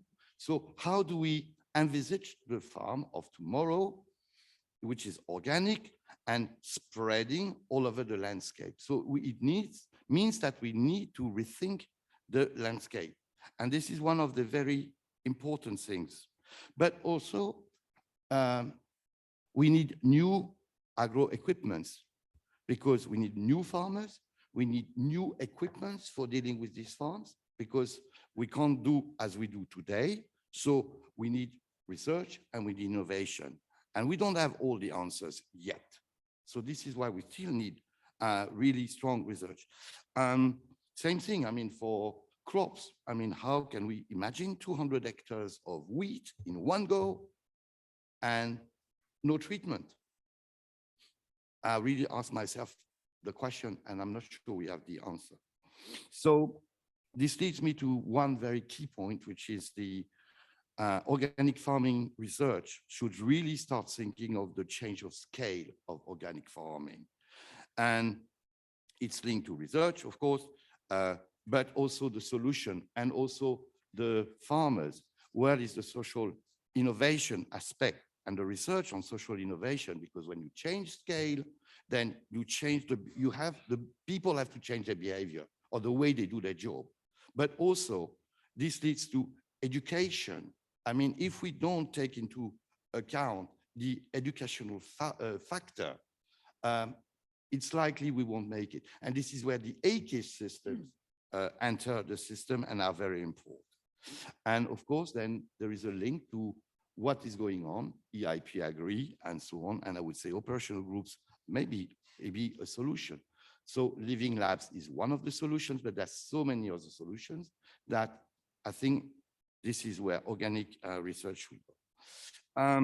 And there is another question linked to the crisis. We need most crisis will come later. Later? Yes. Okay. And I have Look, to stop you here at this part. I think there are many questions, and please collect already your questions here and also in the chat. Yeah, regarding your view on the future. Yeah, because I think this is a really a question of scaling and all these things. But please keep it. Yeah, should we go to the next? Should we go ahead? Jean-Marc, thank you very much for opening the scene. We kindly ask Jonas for his reflection. Food Drink Europe is a home for both organic and mainstream companies. We really much appreciate your experience and your take on the question of innovation and the future innovation that would be organic sector, but also a food system as a general. Please, Jonas. Yeah, and I'm quite glad of your introduction, because I think I will bring the point on the scale as well to my part. I wanted to answer two questions. One is, what is the position of the food industry about the organic production as such? Because we have the lack of engaging with all the big companies, but also all the national federations for countries. So we can know a little bit what is the feeling that we have from the companies, but also what is the role of research in organic in this point. And perhaps, it's not a joke, but we don't have a position in organic production from Food Drink Europe. And there is a good reason for that, although it's not the best opinion. And it's because the whole framework of companies in the industry is so large that it's very difficult to come up to a compromise on the opinion of where to place organic. So that's why we don't have any document or any paper that says we as food industry support or negate organic. So we just neutral on that perspective. But we have some comments on that. And the first one comes from the point of sustainable food systems. And this is a big change in the last perhaps 3 years. So it's not so, it doesn't come from very long. The industry is really thinking that we have to go more sustainably. And although organic, I know, is not the only solution, it's one of the solutions because at least it is legislated and we have a scheme put in place. And there we are seeing a lot of support on thinking how can we go more sustainable. By that sense, challenges come through, and perhaps that's why I would like to discuss with you. Perhaps the first challenge is that all the production that is produced in the farm, about 70% is processed later on. So if we would like really to do a shift, it's not just about farmers, it's about the whole value chain up to the consumer, including processors. And when I say process, I'm not including packaging, because even for most of the agricultural produce, you package somewhere else. So you have to take all this into account, and then is when you think of a scale, because really industrialization is about scaling up most of the processes. And further issues comes there, and perhaps the first one is quantity and quality. Quantity, as you said, is that the food industry will say, organic is fine, it's another business model for us, but we need the quantity to achieve these volumes that we need. Sometimes just for the run of a large bakery industrialization, you need that, but also you need quality. And when quality, I don't mean that it just tastes good, because we give for granted that. It's just that it has some standards, some specific parameters that you need for industrial processing. So for example, you mentioned wheat. Wheat is transformed into flour. The flour comes from the millers to the actual bakeries. You need humidity, you need a gluten content, you need some standards, and those standards have to be in paper, has to be in large volumes. And sometimes for companies going into organic, that's not so easy to achieve all that. Saying so, you can always produce organic in smaller quantities, or even you can achieve now larger quantities of the yield. So, I mean, obviously there are solutions for that we are seeing more and more.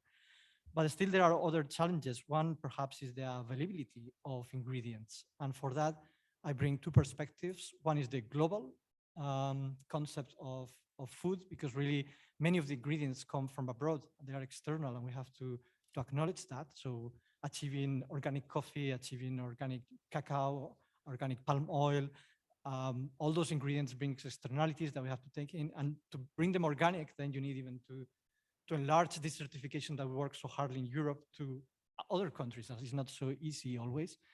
And then availability. And there I go, perhaps to one example, it's vanilla flavor, because vanilla flavor is mostly produced synthetically. I don't know if you know that.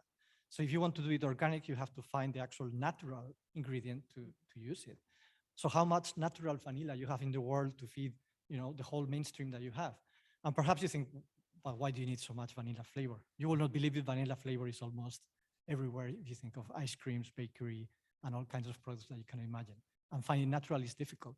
And when you think of many other natural colorants, natural flavors, natural sweeteners, that's very difficult to achieve when you are a company, and more even if you are an SME, because you think, well, what are my resources? Where I'm going to find all this, and how I'm going to scale it up? So that's some of the points that I wanted to bring on just the position of the food and drink industry. Considering research, I would like to add 2 points. One is the consumer, because you brought it. So you need the market to uptake these ideas. You mentioned pasta from lentils. This is an innovation that I know it has more than 20 years from universities or more. As far as I know, because the first pasta with lentils that I bought, it was 20 years ago, it came to the market and it completely failed. It's just the taste was not good at the time. Consumers didn't want, they were not convinced of the concept. And especially if you go to the cultures of Europe, you go to Italy, you sell pasta, lentils, they say, why, why do I need this? But at the end, it has a market, and it will have a market, but now it comes. So then you need that market update, and then you need the consumer behavior aligned as well. So consumers needs to be aligned that they want to have these products, but also that they will be able to pay or to acquire this product, whatever the price, or at what price? That will be the question, because perhaps the big revolution that I've seen in the latest years is that the organic products are more available, there are larger volumes, there are lower prices, so then it will grow for sure. But it's still many, or most of the consumers will think of the price when they buy anything in the supermarket. So that will be, and I will leave it here, because I think I spoke too much already. Maybe Elke, would you like? one question? Please, please. This is the packaging, yes, of organic products. Do you have already solutions for that? Only a quick answer to that. The packaging for organic products. Yes. Or do you make a brand on the products or something directly? Is there already a solution, a bit more solution to have to avoid packaging? To avoid packaging Yeah. fully? The larger scale is a difficult step, but it goes beyond organic, I would say. Yeah. It's, But maybe this could also be a research question. Yes? For sure. Yeah. Absolutely. Thank you. Yeah. Jonas, thank you very much for initial statement and reflections. With this, we kindly ask Henry for his intervention. I don't know, Elke, if you have any questions at this moment, or if Henry would. No. This is the general question also to Henry. This is where is the role of organic research and innovation in the future? This is the basic, and then you can also put your own ideas on your statement. Okay, thank you very much. I thought I will take you through the action plan maybe and the context, and by doing so, I would touch definitely upon research and innovation. So yes. I apologize if I say things you know already, or maybe I understand my colleague Susanna was there yesterday, maybe she has already said certain things. So my apologies for any duplication, but basically I'm here to tell you how important you are and how you are getting more important every day, because the Commission loves organics. And the overall context, of course, is that one of the Green Deal and the climate neutrality by 2050. Within that context, we had these two very important strategies, of course, the farm to fork strategy, the biodiversity strategy with this 25% target. Now, why is the Commission so fond of organics? Of course, you have all of these direct positive climate and environmental and biodiversity and animal welfare effects, and also the positive social effects in terms of wages for farmers and job creation in rural areas and overall rural development via biodistricts and so on. But also because, of course, if you look at all of the targets in farm to fork, the reduction of fertilizers and pesticide and antimicrobials, organics really has a multiplier effect. So any increase in the area under organic farming will contribute directly to a whole range of these targets in the farm to fork. Now we have this 25% target. We're currently at 9.1. If you extrapolate current trends, you would arrive at something between 15 and 18. So we have adopted this action plan really to get to this extra 8 to 10%, so to achieve this 25%. That's of course very challenging because we have the member states that are at very different levels of development when it comes to organic production. We have Malta, 0.5%, and we have Austria, over 25%, of course. Now, very important to understand that this action plan that we adopted last year, of course, doesn't come in a vacuum. We have the new regulation that entered into application this year. We have substantial financial resources that we mobilize. We have the common agricultural policy, Horizon Europe. I will talk about it in a moment. And we can build on a rapidly increasing public recognition of the logo. So we monitor that every 2 years via Eurobarometers. So we're now at 61%. It's the most recognized logo when you compare also with fair trade and so on. And people trust organics. So those are some of the things that we can build upon. So maybe some horizontal characteristics of this action plan, and that will already bring me a little bit to research and innovation. So first to say that, and we've heard it many times here today already, the need to take a systems approach, a comprehensive approach. So that's also what we have tried to do with the action plan. So there are 3 axes. We cover consumption, production, and sustainability. But we clearly start from demand. So it's a demand-driven action plan. Of course, you cannot have any sustainable increase in the supply of organic products if there is not the final consumer demand. Then we cover the complete value chain. So it's really farm to fork. So from farmers to restaurants that we involve in the action plan. We involve at public level, all the governance levels. So we have the EU, of course, we have the member states, the regions, the cities, but then also all of the actors in the private value chain. And research and innovation is, of course, absolutely key. So that's why in the action plan, we have this commitment that 30% of the budget for research and innovation in agriculture, forestry, and rural areas should go to topics specific to or relevant for the organic sector. Maybe just very quickly to give you an idea of the different actions we have under the different axes, because that relates also to the research agenda then. When we look at demand, we focus on educating the consumers. So we have the EU school scheme, for instance, where we are working on educational measures, familiarizing children already with organic production. We have the CAP-supported information measures, where we try to convey to consumers all of the benefits of organic farming. We have the promotion budget, so 50 million this year dedicated purely to the promotion of organic products. We have established together with the Parliament and the Council an annual EU Organic Day, and I think your president was there actually, so you do support organic explicitly, I think.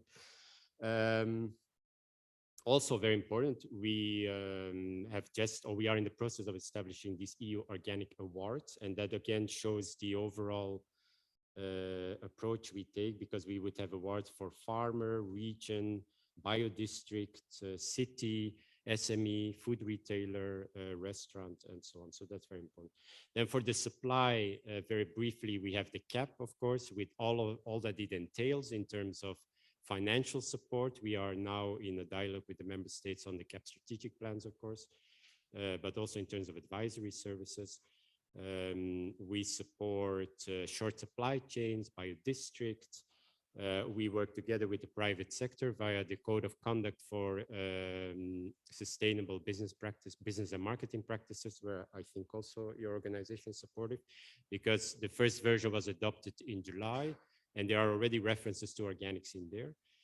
And then we have the final one, which is the final axis, which is focused on sustainability, and where we put a lot of emphasis on Horizon Europe. That's where we focus on the climate footprint of organic production, on issues like yields and seed varieties, on animal welfare, on finding alternatives for contentious inputs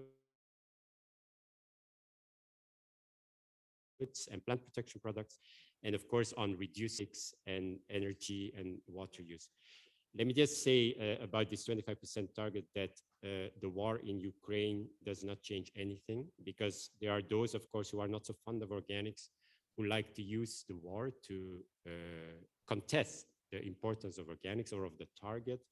But we see it as still relevant, because of course it contributes to the strategic autonomy of Europe as well by reducing our dependence on fertilizers. It's not because there is a war that all of the challenges disappear, of course, and it's also a more longer term target, while we hope that the war will be concluded very soon, of course. So thank you very much. Yeah. Thank you very much, Henry. Thank you. Elke, do you have maybe one more please? Question. You are talking about the access, yes, to the farm to fork strategy and all these things. Maybe you can also give us some words about the access to the new CAP. This is, I think, also important, and maybe the Horizon can really support with research also to implement the new CAP strategy. Yeah. Yeah. So there are two. If I put it in a broader context, there are two tools at member state level that they can use to support organics. One of them is that, of course, under the legal framework of the Common Agricultural Policy, they have to develop these national strategic plans. They have now submitted them. We have looked specifically at the place of organics in those strategic plans. So we have looked at the level of ambition compared to the 25% target. We have looked at the interventions. We have looked at the budgets associated with those interventions. We have issued letters of observation. They have replied. We are looking into that. So that's one tool, but then we have invited member states to develop as a complement to this strategic plans for the common agricultural policy, what we call national organic action plans. And most of the member states actually have them. And these go a little bit beyond what the CAP tries to achieve. So you have to understand the CAP, of course, focus very much on agriculture and rural development, but there are so many other things that have to happen in the field of organic production.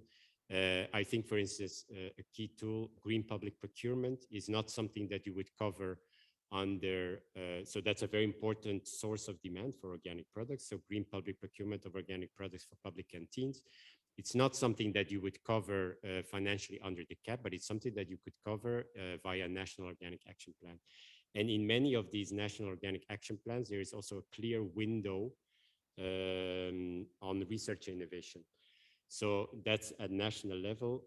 For the CAP itself, I mean, there are many tools, of course, that we use, research innovation-based tools. We have ACIS, we have the EIP, we have a dedicated workshop taking place in June now on conversion to organics. So it's clear that both tools at national level, the strategic plans for the CAP and the National Organic Action Plans are absolutely key. Okay, thank you very much for this update. I think this is very important to know. Thank you very much. We have a fourth speaker in the roundtable, Roberto Pinton. Roberto, welcome. If you would like to present yourself in a few words more, we have already mentioned your affiliation with the Organic Food Processing Association in Italy, but if you would like to add anything, or actually you have already presented yourself, but if there is anything professional that you would want to add, or otherwise, please go ahead with the statement and then we will move into discussion. Elke, do you have anything that you wanted to add? No. Not so please, Roberto, the floor is yours. Thank you. Okay, thank you, Ivana. I think there is no need to add anything to my presentation before. So I want to make, first of all, a clarification about what Jonas of Food and Drink Europe said about some difficulties in having the raw material in the needed quantity and quality. Yes, it can be if you want to make spot purchases, but in the organic movement, organic industry, we want to organize a supply chain, because there is no sense in having a spot purchase, because we want to build a strong relationship from the farm to fork through the food industry. We have to be clear about this aspect, because we have really, it's a critical point. We have beer, which is a very relevant product in Europe, and it is the product with the largest quantities of derogation. We have because there is no organic hops, and so Sweden, Germany, and other countries authorize conventional hops in derogation. But I am sure if the organic brewery pay the right price to organic hop growers, there will be a lot of hop in all over Europe, and there is no need of derogation. So a good supply chain is the first step. So a spot purchase is not the most interesting thing. But coming to our issue, we have to look into our house first. As Ivana told, we don't have many large companies, and in any case, the largest one are involved in distribution and in retail, not in farming nor in processing. In recent years, we have seen mainstream companies, large mainstream companies, starting their organic lines, but for them is only a range enrichment. For now, is not the point of the company, is not among the central issue. And so we have even some big corporation claiming social and environmental performance. We have a benefit corporation which wanted to get community recognition of their values, companies which support local initiatives and so on. They are somehow giving back to their community. But I think they have to understand that the first community is the organic movement for them, and the organic food system too. And in my opinion, they have to understand, they have to contribute not only to charitable initiatives in their surrounding, but they have to support also research, supporting farms they are sourcing material from, and they have to involve themselves in knowledge exchange activities, also providing farms with technical advisory services, because we want strong supply chain, and only in this way we can have a strong and long-lasting relation among farm and processing company. After arranging the companies, let's come to projects. Research funding for organic has been very low in the past. Research and innovation budget for organic farmer under Horizon Europe need to be online with the farm to fork strategies. If the target is 25% of organic farmland, it makes no sense to allocate a share of the available resources equal to the current consistency of organic farming. If we want to push organic sector to reach 25%, we must support research by allocating at least 25% of the resources. Even because any discovery on or innovation useful for organic farming can also be adopted by mainstream agriculture and by mainstream company, and improving their environmental performance, while the opposite is not true.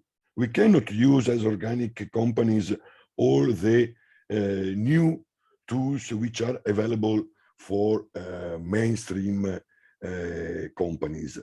And so we need to boost funding for organic, which can help to increase productivity, but not only to increase productivity, to have better productions. And it can be helpful to mainstream food sector too. And we have to keep in mind, we are innovative by default, and we are showing to the European food sector some ideas, starting from green cover crops to processing aids and so on. And we can give ideas to the whole sector. So I think we need absolutely support because it is of common interest. Thank you. Oh, thank you very much, Roberto. So we understood right that this is very important to connect the farmers with the consumers. And we have already from the DG Agri the multi-actor approach, and this is also approach we are using under Horizon Europe. And if I catch it right, that you said it is the most important thing is really to have the knowledge exchange between the farmers, the consumers, and all actors along the added value chain. And maybe I think you know that this is operational groups which were created under the DG Agri, the European Innovation Partnerships. So from your point of view, if I catch it right, first, it is very important to have this knowledge exchange, and secondly, really to have research in the organic sector. Is this right? Yes, but I want to add also, we are probably not quite ready, because we have been used for years to work without resources. But we are ready to adapt quickly, putting the various critical issues in a row. it's not a problem. What will be fundamental will be to develop research lines of interest to companies and farmers rather than researchers, because in the past we have had some research which were more of interest of research institution that the industry, and it is time to change. Thank you. Thank you for these exceptional statements. I think they immensely contribute to a vision of a core organic and understanding how far we are or how far we have not come yet. So to all four speakers, thank you very much. I think that we were putting on hold our online speakers and maybe also the audience here. I would like to ask Yasmin and Dennis if there are questions in the chat. So everybody tentatively trying to digest what has been said, but maybe in the audience? Not for the moment, Ivana. No questions. Thank you, Yasmin. In the chat. Thank you. Thank you. Heather? I have a question which maybe is not a good question, but I mean, the crisis situation now is, I mean, we know that we're entering into a period of inflation. We've been talking for years about paying for the externalities of our food, and organic has traditionally already been more expensive. And so my question is, how will people pay? I mean, I think that having 25% organic is great, but how will people pay for it? And will it be something that in the end, only rich people can afford to eat? Thank you. Maybe from the food processing sector, Jonas and Roberto, some reflection? Well, mine is a straightforward answer. When you look at the Eurostat results on consumer perception of the market, still price and quality comes first, and then environmental comes, I think, in the fourth position after health. But things are changing, but it's true that a large amount of the population will look at price. And I think the question there is, what is the gap? And I think we are seeing that in the European markets. If the gap is very large, then consumers depart from consuming organic production. If the non-fully convinced consumers, obviously a fully convinced consumer will buy organic no matter what. But for those that might think, I will buy organic if it will be cheaper, I think there is a large amount and a good market opportunity there if we can achieve that. That's my personal opinion. Thank you. Thank you both, Heather. Thank you, Jonas. Roberto? So I am very careful when we speak about having cheap organic, because in the last 25 years in Italy, we lost 65% of farmers. We had 3 million conventional farm, and 26 years ago, and now we have less than 1 million farm. And because the system of prices, of agricultural prices, is not in line with the need of a farmer. We every year we see in television farmers with milk claiming they are paid less the production cost. We see every year people growing cereals which are protesting because the price are lower than production cost. The same is happening for meat, for milk, from tomato. So it's not the right. So the current conventional and cheap agriculture is not good, because farms are closing, because they are not able to stay alive with these low prices.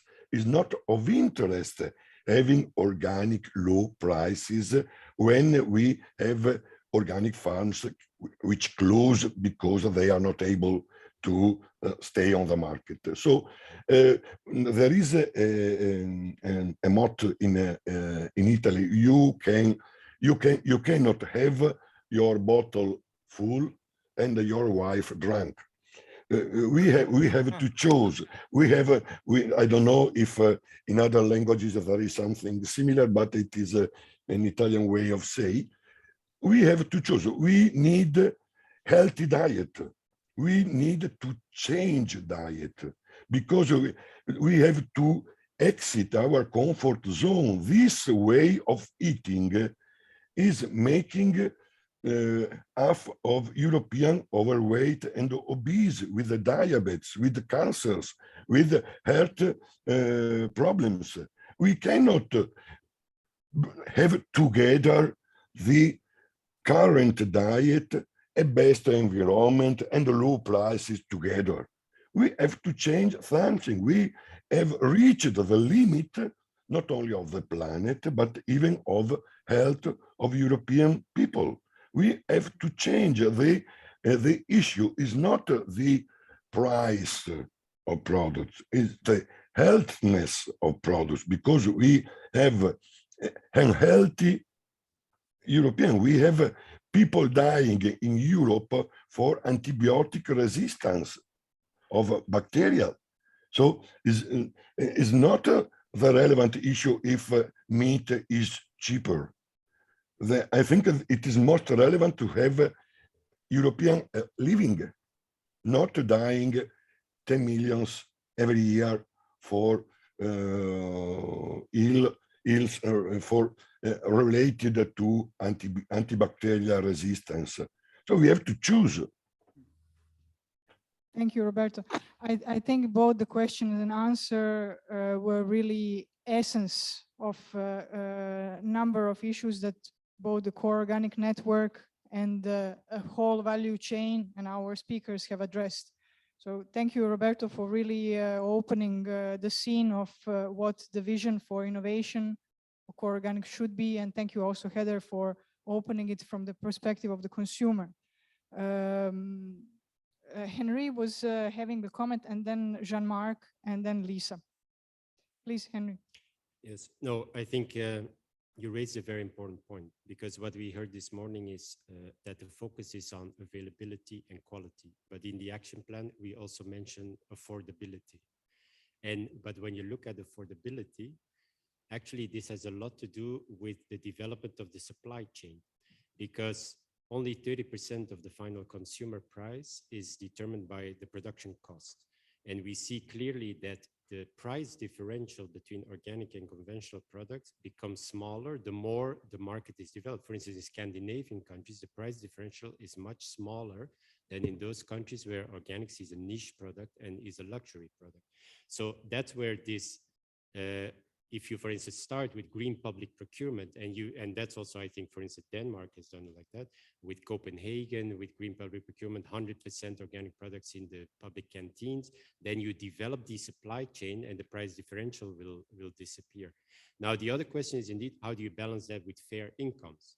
And that's also where we try to, we have some actions in the action plan. The first one is we allow, of course, or we enable, we provide support to the farmers to group themselves in producer organizations so that they have a stronger negotiating position in the value chain.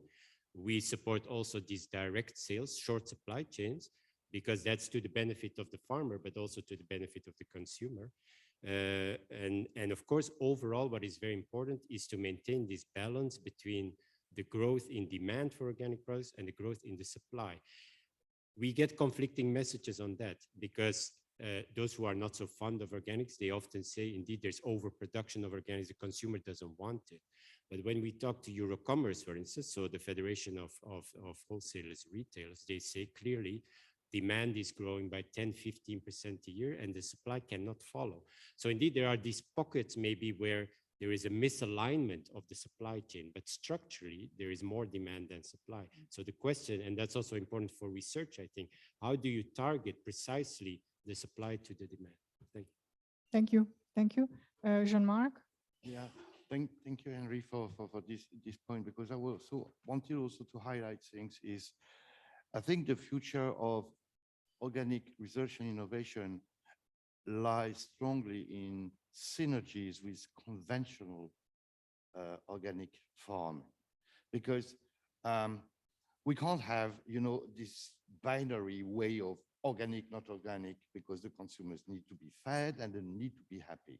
And I mean, in terms of whatever we keep organic as such, it's very important to learn one for another. Some made mistakes, some, both sides, some also made huge improvements.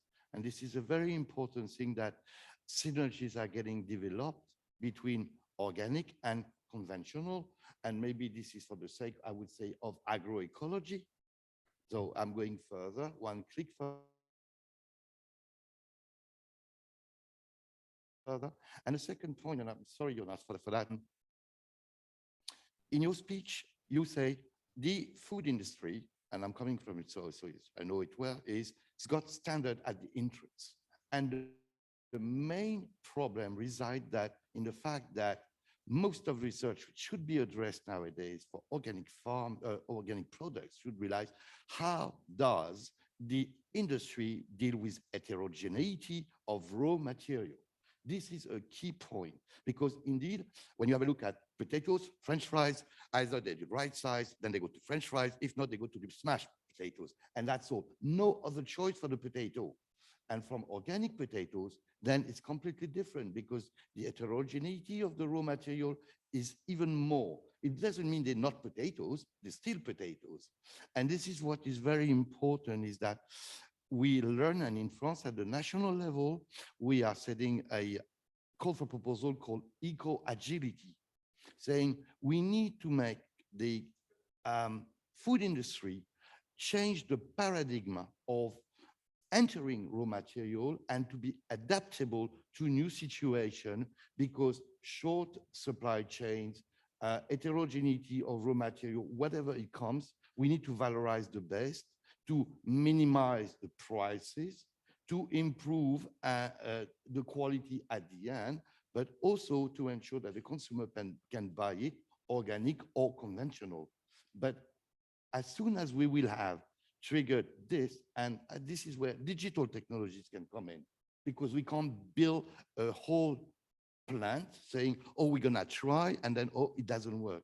And this is where we need also inputs for other areas like ICTs, I mean, technologies, IT systems, to help, I would say, decrease the cost of research, go faster finding solutions, and dealing with this key question, which is, how do we deal with heterogeneity of organic material in order to transform them for a better price for the consumer and affordability, indeed, for everyone.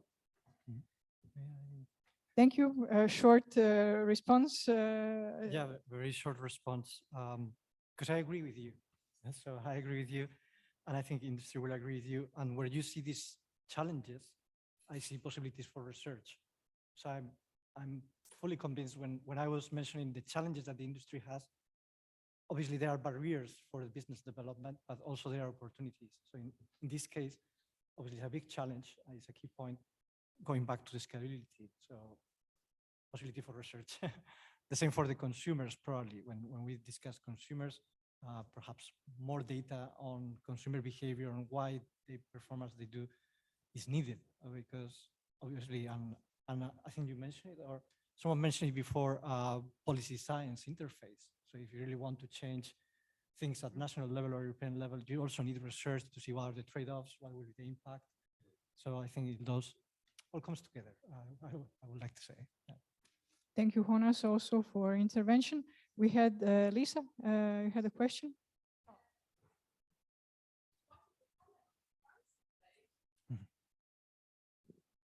Yes, there was one thing I wanted to mention, because I think that in the organic production, the prices are more true or fit more to the costs they actually cause. It's this true cost debate, because in organic production, there are environmental issues and health issues included. And in the conventional production, often not. So we pay those costs. Every of us pays those costs later on throughout taxes and so on, throughout health costs, throughout environmental rebuilding. So maybe we should more think about how how to get the conventional producers pay the costs they cause later on. So that's the segment. Thank you very much for additional contribution to the debate. I think we are now in our final round of comments and questions, and I give floor to Elke Beck.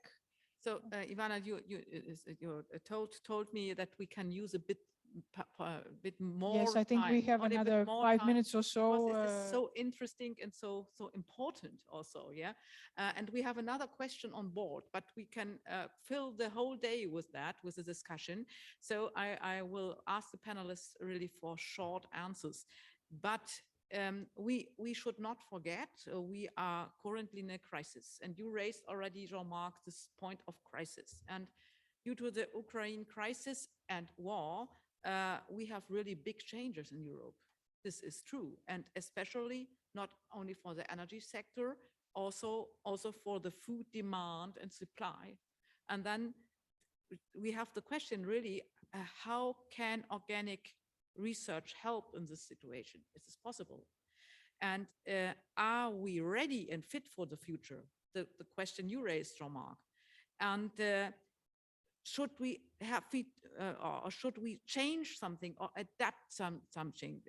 Yeah, also in the direction of research, looking at protein supply, looking at fertilizers, looking for more circularity and diversity.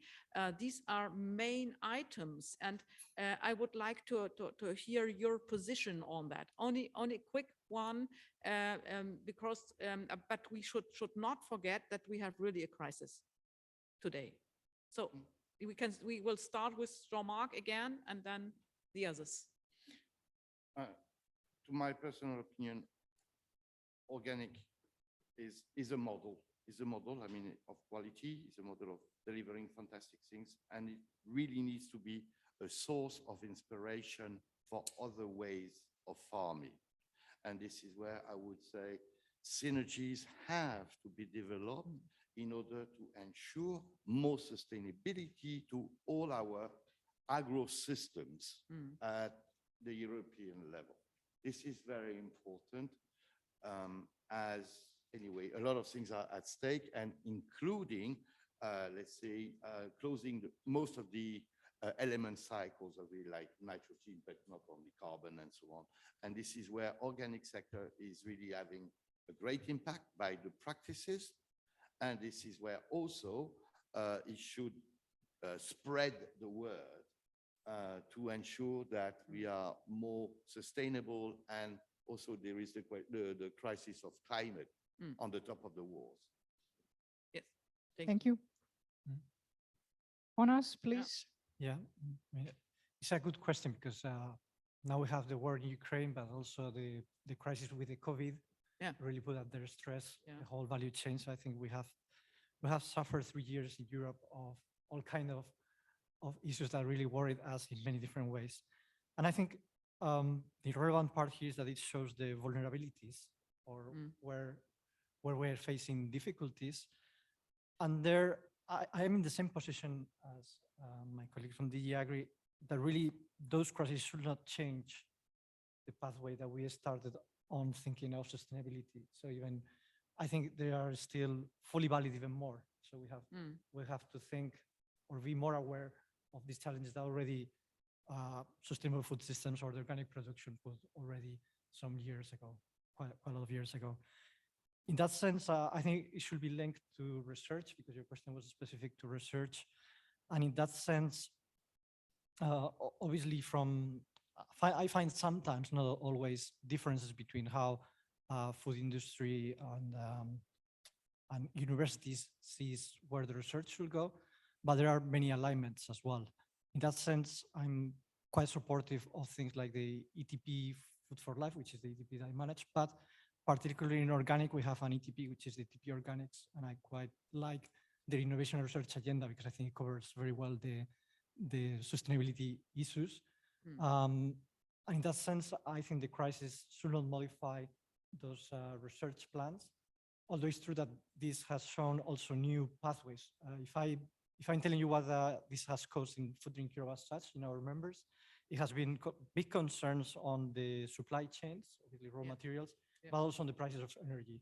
Really, energy for the food industry right now is the big deal, really, because the prices have gone to a point that you were discussing prices, but really the food industry also feels trapped between the logistics, the retail and the farmers. So we are also in the middle of managing prices at that sense. So sometimes the supply chains are broken. Yes, this is for the raw material. Yes, and we should also think about where we should get our proteins in the futures. Yeah, where from? The question mark. Perhaps to final off, it's just it has shown how everything is interdependent. Yes.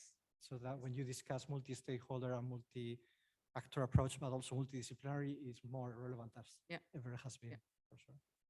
And for Henry, I think in addition to the question, we are now on the track for the Green Deal and the farm to fork strategy. Is there any effect of the crisis on your plans and on your way on the European level?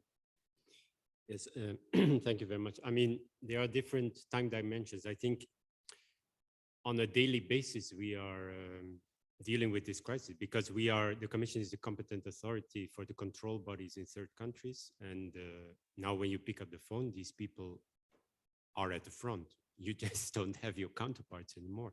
So it's really a very absurd situation.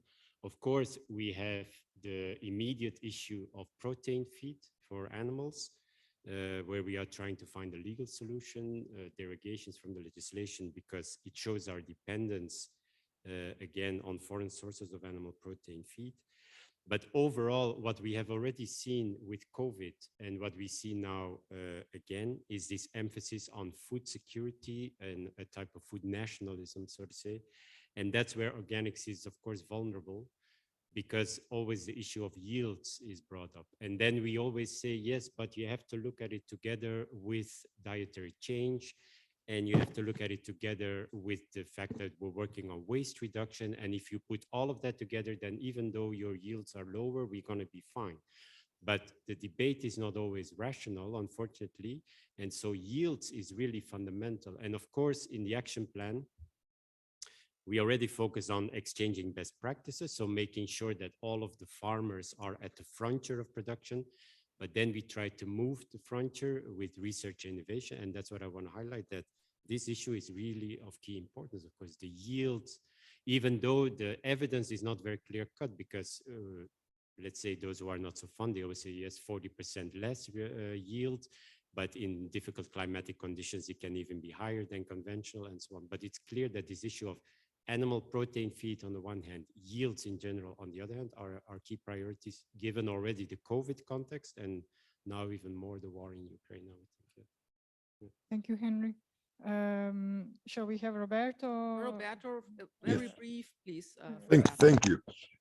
We are facing one crisis, but it's not an agricultural crisis, because warehouses in Odessa are full of grain, which cannot leave the country because the port are blocked by Russia, because the naval rails are undermined and so on.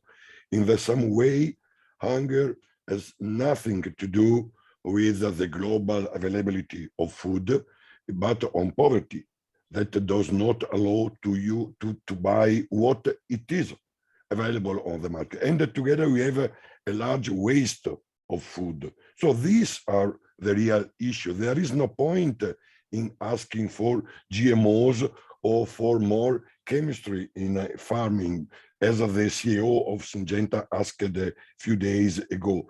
The real issues are written in farm to fork strategy. We have to change diet, because the current diet is not in line with the planet situation. We have to eat less meat. We have to rethink the use of land. Yes, it is not easy, because it's out of our comfort zone, but our comfort zone is not more supportable. Last week we have the spillover days in many countries. We have used in May all the resources of the planet for this year. And so the real thing is not, organic is expensive, because we are not seeing the real cost of mainstream products now. And so it's what we have to explain to people. The price is not what is written in the shelves of supermarkets, is what they are paying, losing the quality of their life, of their health, of the planet. Thank you very much. Thank you very much, Roberto. I would like to thank on behalf of Core Organic to all 4 speakers for your engaged way of dealing with from your professional backgrounds with the issues, and these issues will be taken on board of Core Organic Pleiades as our next foreseen program period to understand the innovation challenges. I think we will be, at least I will be seeing this recorded panel in order to understand all your points and recommendations. Sincerely, thank you for that. And Elke, please. Yeah, maybe I can summarize only on the spot here, on very brief. Yes, I know the time is over. Thank you to the panelists. I think this was very interesting and a fruitful discussion. And we have really organic questions on board also for the future. And organic can act as a model. This is true. And I already put on my list research questions. And the point is that that we have questions on board. Our target should be a bit more on the consumer and this consumer behavior in the future. And it's also important. So I catch this standards, quantity and quality of products are important. And we should also think how to adapt the agriculture in Europe, thinking about the proteins, the fertilizers, the circularity, to have research on that. And our wish is really that we are keeping our networking from our Core Organic here. And then we can really give input to all new initiatives we have on board, including the partnerships, of course. We can really give input for that, I think. And this is a great benefit.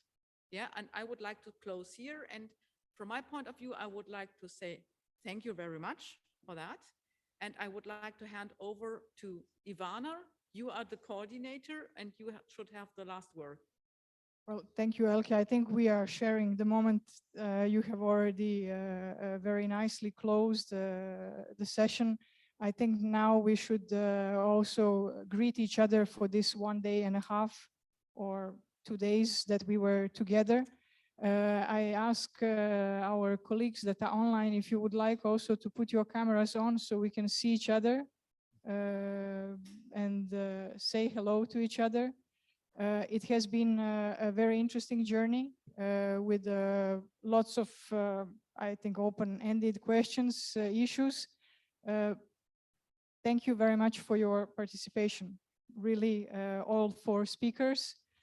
Greetings to all our partners. We had messages from Jordan that they have joined us, our colleagues from Mediterranean Basin, also from Turkey and other European countries. Big greetings. Congratulations for all the work to Core Organic partners. We look forward to welcome you to the Core Organic Pleiades continuation. Thanks to our guests and the speakers from this morning, the keynote speakers. We look forward for the future cooperation into European partnerships and contributing to these processes. So thank you very much. Greetings to everybody. Thank you.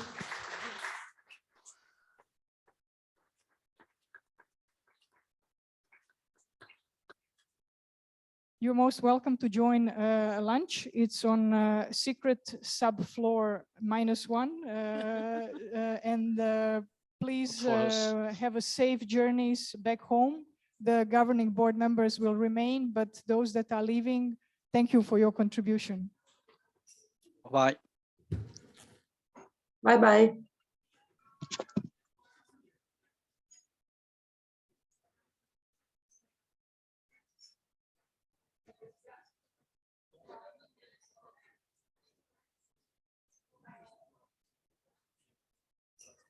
We have planned some sandwiches for the lunch. So if you have to leave, please ask to take it with you. If